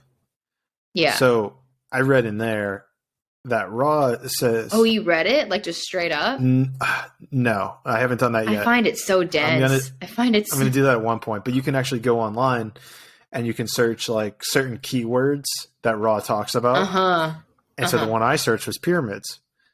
What Ra says is that they created the pyramids from pure thought form, where the thought to a thing, a manifestation. They physically manifested it from a pure thought form. They talk about how if a person is clear of egotistical desires, that they can actually do it as well, where you're just at this such a clear-minded place where you can just physically create things on demand. And they said that they actually did that with the pyramids. They start talking about how the pyramid was geometrically designed in the perfect like coordinate plane, and it was pointing to a certain point in the stars. But now it's not, the earth isn't in the same exact alignment as when they were created. So it's not as strong of a healing modality. And I still felt a tremendous amount of energy. How much of that is from people actually meditating there versus when Ra put it there is another thing. But this goes back to your thing where it fits the description of how it was made and solves so many answers. But it's like, we can't conceptualize the idea of, and it's difficult to read because I've had to reread it like 3 or 4 times, like just this one section talking about how they created the pyramids, because it's so difficult to comprehend. Because they're trying to explain a 7th dimensional thing down That's the problem. to a 3-dimensional person using English, Oh my gosh, that reminds me. Yeah, when I was on my shrooms trip, like, tell me to come back to that and talk about English, because that was a great transition right there. English is a terrible, terrible tool for expressing ourselves. Yeah. I learned truly in that experience what a failure of a language it is. Like, I was like, these words suck. Like, they just paled in comparison. I think that is why we say, like, I have no words, because like sometimes you just don't. But yeah. Well, even love's a crazy one if we want to tie it back to the sexual trauma when I was younger, because love is such an ambiguous term, but there's so many different like little facets of love. for instance, you don't love a cookie the same way you love baseball. You don't love baseball the same way you love your significant other. You don't. Well, that's the problem with English. Like there are some other languages where you don't use love for those types of things. Yeah, you don't say, I love this shirt. Like there's other languages where you're like, how can you love a shirt? That's stupid. You can like a shirt. Right. But like we use love so frivolously. And when we think of love, we think of the attachment love, right? Not the all encompassing, like non-judgmental energy that is love. It's not like I want you and you want me and you are mine, right? I think that's what we think of when we think love in the typical sense. But when we talk about love in like the way Rob probably talks about it, or anyone who's channeling, what they're really saying is just like let us say like just high vibration. Like it's like the pure oneness. that's all love is. It's like the bliss. That's it. Just the merge, like the merging of light and dark, like moving away from separation. But yeah, I mean, you said such a wise thing earlier about the raw thing and how it had been divided. And so like, then all of us are just like little pieces. Yeah. Yeah. Which is, yeah, I mean, that's crazy in its own right. And even going back to the love aspect, right? If you say that you love a shirt or you love any physical item, wouldn't that technically be a lower vibrational frequency of love because you're attaching it to a physical item as opposed to the pure, almost, let's say, bliss or ecstasy of life? You're reducing love. Yeah. And I think that's why it never feels as good when you like get any of those manifestations prematurely. Because like you're trying to make love as small as a car. Bad move. You're trying to make it literally a car. Yeah, you're trying to make love as small as like this one human consciousness, like that person. I think it's crazy when people say like, it has to be this person. I can only love this person. It's like, you are being so severely limited in your ideas and concepts of your understanding of love, because love is infinite. Well, even that creates attachment too. Yeah, but we reduce love to these things, and then we say, I'm going to feel love when I get them. Right. And this is how the universe essentially, like, what do they say? It hides from itself. Like it's the greatest game of hide and go seek is what Alan Watts said. He's like, because the thing we're looking for is like the looker. It's like, I haven't heard that quote yet. You've got to read Alan Watts. He's so good. Yeah. He talks about how basically consciousness, ego, and all of that is just this great big game of hide and go seek. Oh no, I've heard of Alan Watts and I've heard a lot of his speeches, but I haven't heard that specific one. Yeah. Yeah. And we're all just playing this game with ourselves. We're looking for ourselves, but it's like, you are what you are looking for. And I think that's the message that we hear from all of these spiritual teachers. Like, you know, now the messaging is more like, you are the guru. I saw someone recently who wrote a book called You Are the Medicine. And it's like, it's all the same story. It's like, it really is you that heals yourself. It's nothing outside of you. That was my biggest lesson, is nothing outside of you is going to make you feel whole. There's no amount of money. There's no career path. There's no person. There's no place. There's no body. You know, there's nothing that I can attain outside that's going to make me feel the love that I can give myself from, like, honestly, like source, like whatever it is I'm connected to that's flowing through me. It's like that can't be reduced to like a job title or like a pile of money. Some people try to, and then it backfires, right? The whole aspect of it backfires because you try to do that. You try to force it into that small, narrow-minded, ego-driven reality. But see, then here's the crazy thing, and this kind of comes back to our conversation about if there's ever be able to be peace on earth. Because if you as a soul kind of come to terms with that and release all ego attachment, you then ascend, right? You ascend into the next layer of consciousnness. So then you effectively leave this earth, right? Like you wouldn't be coming back because you kind of learned all the lessons that you need to. I think, isn't that actually what happens in one of the recent Star Wars is? Like, is it? They're fighting and they're like trying to like shoot Yoda and they're like shooting at him, but he's like actually not physically there. Like he's already ascended. He's like meditating somewhere else. His physical body ceases to remain. I believe it though. Yeah. When I saw that, I was like, I get what they did there. Yeah. So he ascended into He ascended into a light form. His physical body is no longer there. But I mean, but I think we can also ascend while still being physical. And I think there's also too much focus on like the ascension. It's like, but also like you're in a physical body. And like one of the most, you know, ascending or spiritual things can be like just having this like delicious human experience, like being physical, like letting yourself be this dense being. And know that your consciousness, of course, is like always 5D. But like, I'm very wary of people who are like, oh, like I'm in 5D all the time. It's like, no, you're not. Your entire freaking body is 3D. So it's like, I kind of feel that I hop in and out of like 3D, 5D. And like, you know, you can hop into 5D, like meditating in the pyramids, right? Like, you know, journaling, connecting 6D. with whatever. Yeah. Or connecting with whatever art form it is, like your dance or your music, right? Those are ways that we kind of commune with that part of us. But then there's like, there's like the regular normal part of me that's like, I'm hungry. Like, I want a hug right now, or like, I want to drink something. Like, there's that part of me too. And I think that's not unspiritual, like to be human. I think the most spiritual thing we could do is be human. But yes, nurture, of course, these more like 5D intuitive gifts. It's pretty wild. Yeah.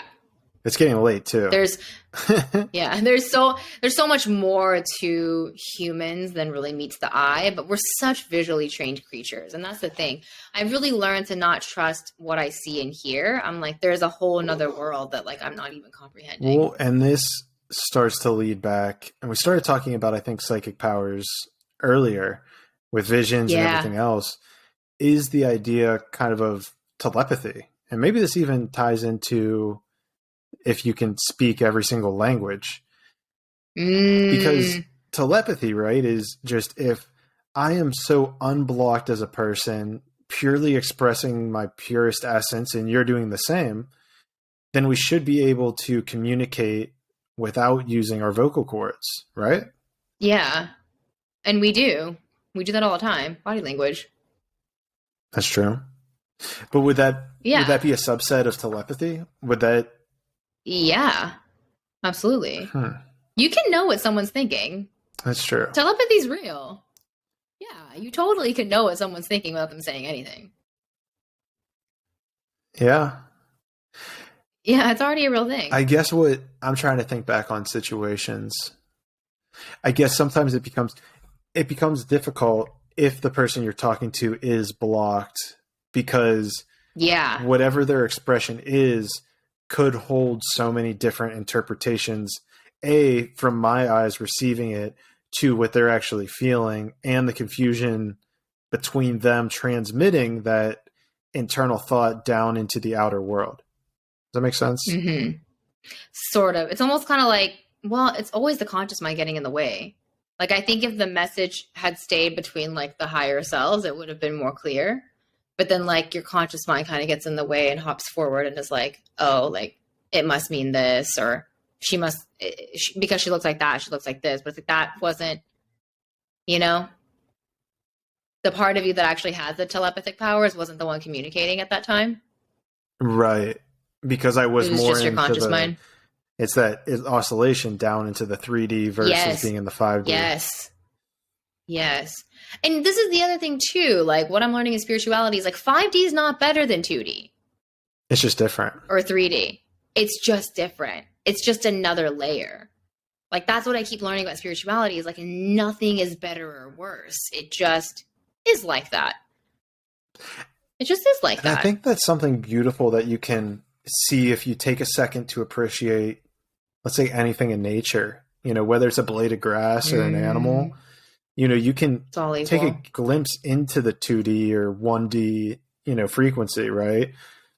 A blade of grass is essentially, is that first density? In my opinion, I think it is. Am I right on that? I think you're speaking of it in that way. A rock is first density. Sure. And then I think animals is second density. Mm-hmm. Yeah. And so, you know, like you're saying, I mean, I guess like I'm saying, it's, you don't really even need to be that thing to appreciate what it means to be first density or second density item. Yeah.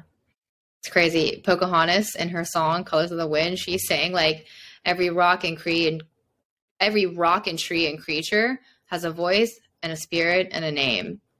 And like that's like a Disney movie, man. And I was like, oh, that's deep. Like I'm an adult and I'm singing that song and I'm like, she was woke. she was woke. Like every rock and tree and creature. Yes, these are all the different densities. They all have consciousness. Not consciousness the way we think of it, like me thinking, hi, my name is. Like it's an intelligence. I mean, people are learning that with the whole mushrooms thing. Like you've heard of everyone's freaking out about the mushrooms documentary. They're like, holy Fantastic shit, mushrooms fungi. are so smart. Yeah, they're like, holy shit, mushrooms are intelligent. It's like, yeah, like all of nature's intelligent. You just don't listen. Are intelligent in this. Yes. And have you heard, oh my gosh, have you heard the people who put the little, like, what do you even call them? They're like, they clip on to the mushrooms and you can hear the music that they produce. No. Like they read electrical signals or something? Yes. Oh shit, Clayton, I got to send you this. You're going to trip out.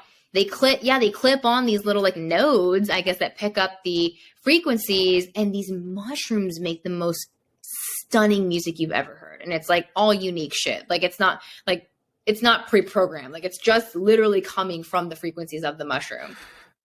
I mean, and this is like what? Well, I mean, and this is like the purest form of creation, right? This mushroom, unhindered by egotistical desires of want, of need, of anything, is able to create music that is the most pleasing, natural, because it resonates with us at such a cellular level.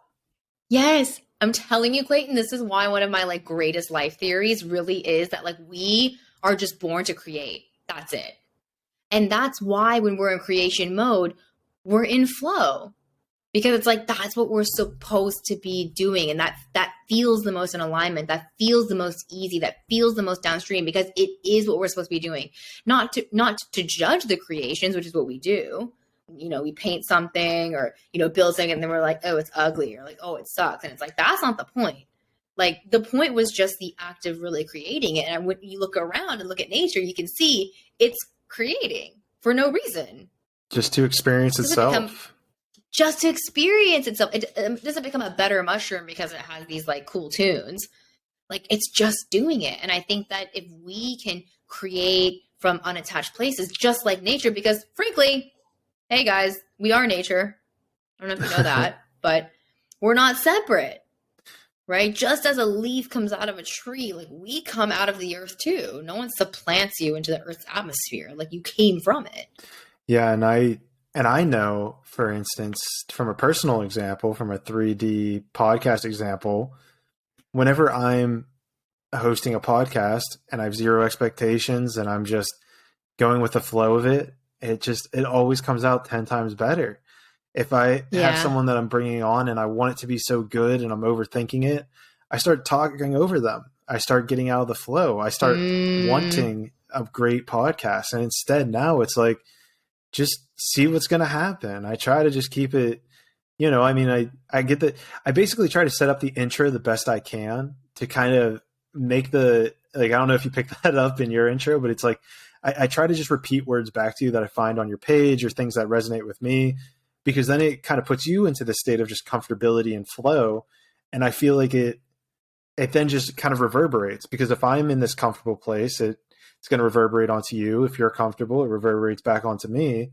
And now we're no longer even thinking about what the next word is going to be. It's just whatever just comes through. I mean, you can tell I've been in the flow this entire time, because number one, I have not been able to feel time at all. Like it's been 3 hours. What is that? Who knows how that works? That's not real. And second of all, I've been so in the flow that I've literally just forgot what I'm saying, because I'm not thinking of what to say. It's almost like the stream just like it cut out for a second, like the faucet turned off and I was like, well, and then I turned it back on and I was like, oh, there it is. Because it's not coming from the conscious mind. Like we're just co-creating in this beautiful space, and so many things have come through that we couldn't have possibly planned for. And if you did, it wouldn't have come through as well. No, it never does. Never does. Yeah. I had a lot of big epiphanies in this one myself. I'm going to be Yeah. re-listening to it for sure. Yeah. Because that's the thing also is like, after you get out of this, you're like, we just talked for 3 hours. Like, what the fuck did we talk about? I know. I know. It's like I know you've done this before. It's like when you park at your destination and you're like, who drove here? Yep. You're like, how did I get here? I remember I used to like park in my garage and then like turn off my car and like all of a sudden become conscious and be like, I don't know how this vehicle got here. Like I just completely turned it off. And not to say I turned my brain off, but in some ways it is. Like I turned off the thinking mind, just activated that like higher self, that consciousness that knows and is just ever present, listening and just waiting for its turn. Like I'm not thinking ahead of time. Well, that's the thing is if you overthink it too, it comes into like your book thing. It comes in with anything you're trying to create. Your thinking mind is not creative. It's So it's true. there to judge. I don't know how to explain that to people. I know that's why you can't think of an idea. I'm like, bitch, you need to meditate. Yeah. That's it. But they don't believe me. They're like, I need to think about an idea. And I'm like, whatever you think of is going to be shit compared to like what you can get as a download. Yeah. Like when I'm like running out of ideas, I'm like, this is the time when I just need to like go for a walk. I need to just like chill in nature. Like all the ideas they're there. But when I'm trying to find them in my own mind, I'm just filtering through like all the shit I already know, like all the judgments. You're right. The mind is only there to judge. It's not there to create. And that's why we have to tap into that other side of us. That's not the logical mind, but most of us are identified with this part. And that's something I recently experienced when I created these memes, because I kind of realized I was like, oh, like, I want to grow more on my Instagram account. How can I do that?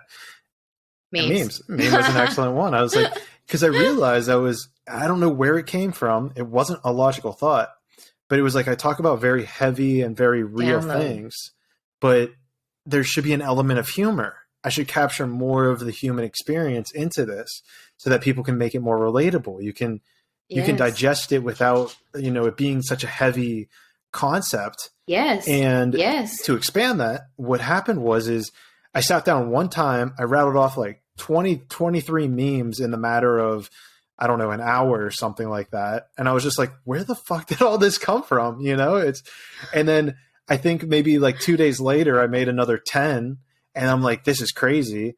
And then I think the next day, and here's where it kicks in, I start thinking of, oh, well, at some point I'm going to, in 30 days, hypothetically speaking, I'm not going to have any more memes. I should start thinking of more. And it's just blocked. Like you would see a thing and it's not coming through. Just that's the classic journey of ego consciousness though. Like I coach clients on this too, where like I help them attract the thing and they get into that really detached place where they're already feeling abundant, but then they get it and then they're like, ooh, like how do I get more? And like, how do I make sure to get the most out of this? I'm like, nope, you did it again. You got grippy.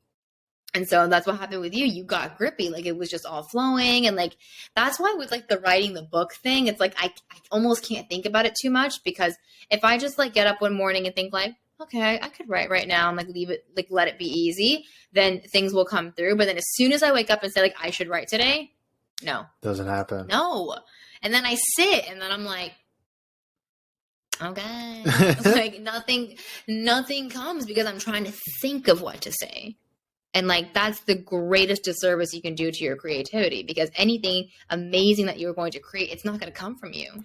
It never does. The greatest pieces of music, art, they don't come from you. They come from where? I don't know, but it's not from the thinking mind. It's a really interesting parallel as well with like the idea of writing a book, because I'm started the outline for a book that I'm writing and I'm about halfway through the outline. And I wrote the first half on the plane flight to Egypt. And then I got... Great place to write a book. Yeah. The plane. Well, but so then I got stuck because I started overthinking the logical order of how I wanted to place things in the book.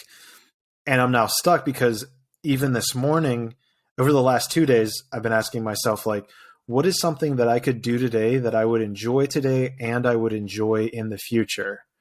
And both times I asked, and the answer was write a book or write the book, like get back to the outline. But then both times I sat down to do it and I would just be stuck. I wouldn't be able to write. And I'm not sure why. I think there might be an element of me trying to overthink it, and instead of just doing, you know? It's because you made it about you again, because the book is really not for you. The book is to impact other people, right? That's the service oriented side of the book. That's the part that the universe is going to support and give you the ideas for. As soon as you're like, how can I make this book good enough so that people like me and think it's good when they read it? Well, that's when we get knocked out. Well, I'm not sure if that was my intention. My more intention of the way I was proposing the question was more like this idea of, and I got it from somebody online, but it was this idea of, you know, pleasure seeking is something that we do in the present moment to solve us in the present. But there's things you can do that would like prolong it. Like say investing. If you invest money, it's deferring your deferring your pleasure for the future. And so then it can like delay gratification. Yes. And so my question was kind of coming more from that angle of like, what's something that would please me now and in the future? But maybe there is an element to, the way that that's phrased that actually strikes me at an egotistical level. And so when I sit down to do it, the universe is like, I don't know if we can. Do you think maybe it's like we can't please you now and in the future? But that doesn't make sense. I think honestly, for anything that you want to experience in the future or even now that's going to make you feel good, is I would ask yourself, okay, so regarding the book, this is a really good exercise. If no one could ever know you wrote this book, would you still write it? Yeah, for sure. I mean, I guess it's kind of just my story of how I got to where I am today.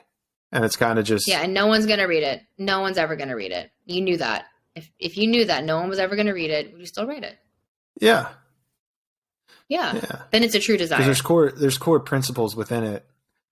Because I would go back and reread it. If I went and reread it when I was like 50 or something, or 60. Yeah. Be like, whoa, dude, you went through that? Like, I forgot about that, you know? So that's the thing. When we create, not necessarily for ourselves, but just because of ourselves, that's when we create the best art. You know, if we go out there and we think, how can I, you know, write the book that's going to resonate with the most people, or like make the most money, or like, how can I paint something that a lot of people are going to like, or create music that people are going to like, then we get knocked out of it. We're not being ourselves anymore. And notice that the most random weird things that you wouldn't think that everyone likes ends up being a hit. Like, you know, I think of Bohemian Rhapsody all the time. Like, that wasn't a song that they wrote thinking like, oh yeah, everyone's going to love this. Actually, everyone was like at the label, like, yeah, we hate this and we're actually not going to do this. And they're like, no, we are, because we love it. Yeah. And it's like, I think when it comes from that true place of like just being connected to you, and no matter how weird it is, it's like, we know when something's authentic. So even though that was weird, we were like, I like it. Yeah. It feels true. I think we resonate with the truth at the heart of it all. Well, then, because there's some level maybe where I'm writing, because I kind of wrote this in like, let's say the foreword of it, where it's like kind of set up for a very specific person, you know, basically myself, let's say. Yeah. But at the same time, I do still want it to help people. So is there... It will. But... Because there's going to be people like you. Right. On their journey. So... So I guess I'm trying to figure out, because you said the way you see it is that if you do it to help, to try to reach the most people, maybe that was it. As opposed to trying to reach the most people, it's trying to help the most people. Well, yeah, if your intention is by reaching them, you'd be helping them, right? Right. It really is like, are you doing it? That's the big thing. Like, are you doing it for others, or are you doing it for yourself? Anything you're doing for yourself, you get burnt out on. Whatever you get, it never really satisfies. It's like the traditional lesson of like, giving is receiving. Right. No, and there's definitely an element of like, why are you doing this? But see, even something like this podcast, like, and I feel like I see it with the book as well. It's like, well, when you say, are you doing it for yourself or for others? To me, I feel like the answer is both. I am doing it for myself because I feel like I'm in the flow state when I talk to somebody about this type of stuff, but I'm also doing it for others because I feel like this is the knowledge that can help people expand their consciousness, expand their awareness, view the world in a different light, and just have a different kind of grasp on reality. So even from that question of, are you doing it for yourself or for others? I answer, I'm doing it for both. It's kind of selfish for me and them. Yeah, I think there's nothing wrong with that. Like, honestly, like I said earlier, the thing I've learned on my spiritual journey really is that everything is a both and. So I don't think we need to pick between either one of those. I think it's more than possible and completely fine. I've heard quotes though that basically say, like, if you are at least 1% more service oriented than you are self oriented, then that would be enough. Something like that, about how you just need to be at least 1% more oriented towards others than you are yourself in order to have a happy life. You know, at the end of the day, like, self-involved lives are just not very happy. I mean, a lot of them lead to anxiety and depression, constantly thinking about the worst thing that's going to happen to us, you know, constantly thinking about how bad my life is. It's like all of this is like a self-drama. It's funny that we create. It's funny you say that, because that 1%, because in the Raw book, he talks about something about transcending the earth, and you transcend it if you're over 51% service to others. That's, oh my God, it's all the same shit. I think that's been the going theme of this conversation, and that it's like, it's all the same shit. It is the law of one. It's literally the law of one. Like, it's all everything. Everything is, I mean, it's all connected. Everything is all is every. Yes, everything is connected. You know what? I don't know about your listeners and how much they are into astrology, but I got really big into it about 5-6 years ago, and I've now even incorporated it into my coaching program. Like, I love it so much, where I'm like, I want you to have all the tools you can possibly have in order to support you in your manifesting journey. And one of those things is the gift of knowing yourself. And so we've had these calls where my astrologer comes on, and she actually will do like a mini birth chart reading for each person and kind of detail for them based on their transits, what they're moving through. And dude, like, you cannot make some of this shit up. Like, I had a girl in my program, and she literally quit her job. Like, she came to me feeling really stuck in her job and was like, I know I need to change, but I don't really know where I'm going yet and what I want. So we got really clear on that. And then like 5 weeks after she had started the program, she quits her job. And so now she's on this journey really figuring out, okay, like now that I know what I don't want, what do I do want? And in the astrology call, you know, she hopped on, it was her turn, and the astrologer's like, oh, wow, like something is in your midheaven. Are you experiencing any shifts within your career? And we're all like, what? No way. Like, you can't make this shit up. Like, and she would do that for multiple people. And so they're learning, like, wow, it's all connected. They're like, it all makes sense. It's kind of like, whatever works, take it. Whatever doesn't, leave it. Cause like, it's all the same. Like, so whatever works for you. That's why, like, I don't have an issue with religion. Like, people can, you know, pray to whoever they want. I'm just like, just be a good person. You know, praying is really just raising your vibration. Love it. Well, and a kind of a way I saw it, here's the way I saw it. I see praying as being a high corollary with meditating. Yeah. And then this is maybe my interpretation of it, is number one, if we have a different word for it, there has to be a different meaning, in my opinion. Except no, in English, there's tons of different words for the same thing. But doesn't there have to be at least a slightly different connotation? So like, here's a good example, is the idea of want versus desire. Like, aren't those two words technically a little bit different? They're actually like low-key the same. How would you define their differences? So want, and this is great from a manifestation standpoint, want indicates lacking. Desire more says, I'm okay without it, but still, quote unquote, want it. Like, I want. Oh, interesting. Because I didn't think that was a definition of desire. I think desire is still wanting it. Well, sure. And I guess I don't really know what the Webster dictionary definition is, but at least from like a connotation standpoint, right? To want, like, if I say I want a girlfriend, that indicates, in my opinion, here, feel what I'm about to say, right? I want a girlfriend. I desire a girlfriend. Does that not strike you as the desire being like, okay, you're cool without a girlfriend, but if you had one, it would be a little bit more? Yeah. When you said it, it felt different. That's for sure. But when I think of them, I'm like, they're the same. Well, what's the problem with remember what we talked about with thinking? Yeah, the thinking doesn't matter. It's the feeling. So yeah, totally. Yeah, I feel the difference. I talk about this all the time with my clients. I'm like, whatever you are wanting, you are energetically saying that you don't have it. So you're not a match, So right? shift it. It can't recognize And you. this was, and because I read this somewhere, was that shift that want to desire. When you say you want something, just say you desire it instead. And to me, and because this is what comes down, for the longest time, I didn't get it. I was like, these are the same fucking words. Like, this is bullshit. Like, you're smoking something. But I mean, in my opinion, it feels different. The word desire and want feel different, though It does. they Yeah. logically mean the same thing. But from a feeling standpoint, they're completely different. You're right, because when you said it, I definitely felt different. Yeah, no, I'm going to think about that. With my clients, I tell them all the time, use the words that feel right for you. Like this is the problem with affirmations. Like you read a list of them and then you practice them, but like they don't resonate with you. Then you think affirmations don't work. And I'm like, no, just those affirmations didn't work. Also, you probably didn't say them with any sort of conviction to be able to convince your brain that you even meant that. It was just like, yeah, you didn't say that with any emotion. We don't believe you. True. But yeah, our brain is basically listening for like the thoughts that we believe. And a lot of the thoughts that we believe are the negative ones. I'm never going to make it. I don't know if it's going to work out. Like those feel more believable. And so one of the tricks I've been using recently is like, well, whatever, I'd rather be happy than right. Right? Because in relationships, they'll say to you, would you rather be right or would you rather be happy? Then you're like, oh, you do the whole grumbling about how you want to be right and happy.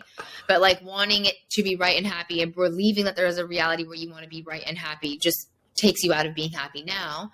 And so sometimes like, yeah, like I have a lot of negative thoughts that come up, but I'll just be like, fuck this. Like I just want to be happy rather than right. And so I'm just like willing to look past those thoughts for now in order to choose my happiness. But then once I do that, then I start attracting better thoughts. Because I attract based on my feelings. Right. It's powerful stuff. Yeah. Well, Sam, we're officially the longest podcast that I've had to date. No way. I feel like we could talk for another 3 hours, honestly. I do too. I feel like we just scratched the surface. I feel like we were just doing that too. We barely talked about manifesting. We're going to have to do a part 2. Oh, don't worry. Don't worry. You're going to get invited back on. Nice. I can already feel it. This was awesome. I can already feel it. It was just pure flow, Clayton. Honestly, it's been a gift. Isn't it the best? I was, I got to tell the audience, when you asked me to come on this podcast originally, I was so in my head about it. And I wonder if you actually feel a different energy between the first time we chatted and now. I'm much more relaxed now. A little bit, yeah. Yeah, but I was like nervous about like, oh, like, am I going to say the right thing? Am I going to like, is it going to be a good episode? Like you said, like when you hop onto the episodes with that intention, like, oh, is it going to be good? Like, you get out of it and then you get jumbled up and it's not the same. The best ones really come when you just like allow yourself to co-create. And so I think we did that really well today. I think so too. I think it was a beautiful co-creation. And I hope I try to at least help people get as comfortable as possible, because I feel like that's a part of the hosting process is, it's not even just like, oh, is Sam not in her head? It's like, well, did you help Sam not get in her head? Like, were you open to hearing what she had to say? Were you listening? Were you present? Because if I'm not present, then you're going to feel that and it's going to close you up. Yeah. No, you're great. Thanks. Love this. Love the compliments. I could talk long. I could talk longer, but if you want to schedule a part 2, it's fine. We can do that. We're definitely going to do that because, I mean, honestly, it's getting late here. I'm on the East Coast right now. So. Oh, darn. You're almost at 10 p.m. Yeah, so I'm getting flooded with all these LEDs right now. So maybe hard to sleep. But yeah, I usually wrap these up by, do you want to say anything to, the audience? Do you want to promote anything? Do you want to encourage people? Floor is yours. Well, if you're curious to know more about me, you can find me on Instagram and TikTok. I'm simplifying.sam. Join the TikTok strong family. We almost have 500,000 followers, and Instagram is paling in comparison. But to be honest, I post a lot more on there. So follow me there. If you kind of like this conversation and, my vibe, I actually open up a coaching program 3 to 4 times a year, where I coach in intimate small groups. I to do a little bit of one-on-one coaching as well. And so my goal for you is to really uncover all of your limiting beliefs and blocks to be able to manifest everything that I absolutely know is possible for you. Because like Clayton and I talked about, which is the law of one, what is possible for me is possible for all. And that goes for everyone in this universe. So I know it's possible. And so I want to help you get there. And if you're a fan of me, you're a fan of yourself, right? Yes, exactly. If you're a fan of me, you're a fan of yourself. So anything that you can recognize in another is held within you. I love it. I mean, guys, and Sam's going to be back on. I think we've already established that if you have the longest podcast in our show history, then you got to be back on. Like, it'd just be rude. Yeah. I can't believe that. That's and awesome. Honestly, only cutting it off because I'm starting to kind of like tire out, and it's only gonna, it'll sacrifice the authenticity kind of portion, if you know what I mean. No, we need the quality. You need the connection to source. Exactly. You got to replenish. Well, I'm still trying to fix my whole like sleep schedule because and if I'm being completely honest, I had like a headache all today, and I was like, oh, is this gonna work out? And kind of had some negative thoughts, but here we are, and I think it was absolutely beautiful. That's the thing. Everyone has negative thoughts. The goal isn't to get rid of your thoughts. It's just become aware of them, and then as soon as you notice them, just shift them. Yeah. Well put. We'll wrap it on that note. Guys, simplifying Sam. I'm going to throw all your links down the bottom, so I'll grab them for you, and guys, check her out in the show notes. Other than that, Conscious Monkeys, I hope that you guys enjoyed this. And other than that, let's continue to grow together.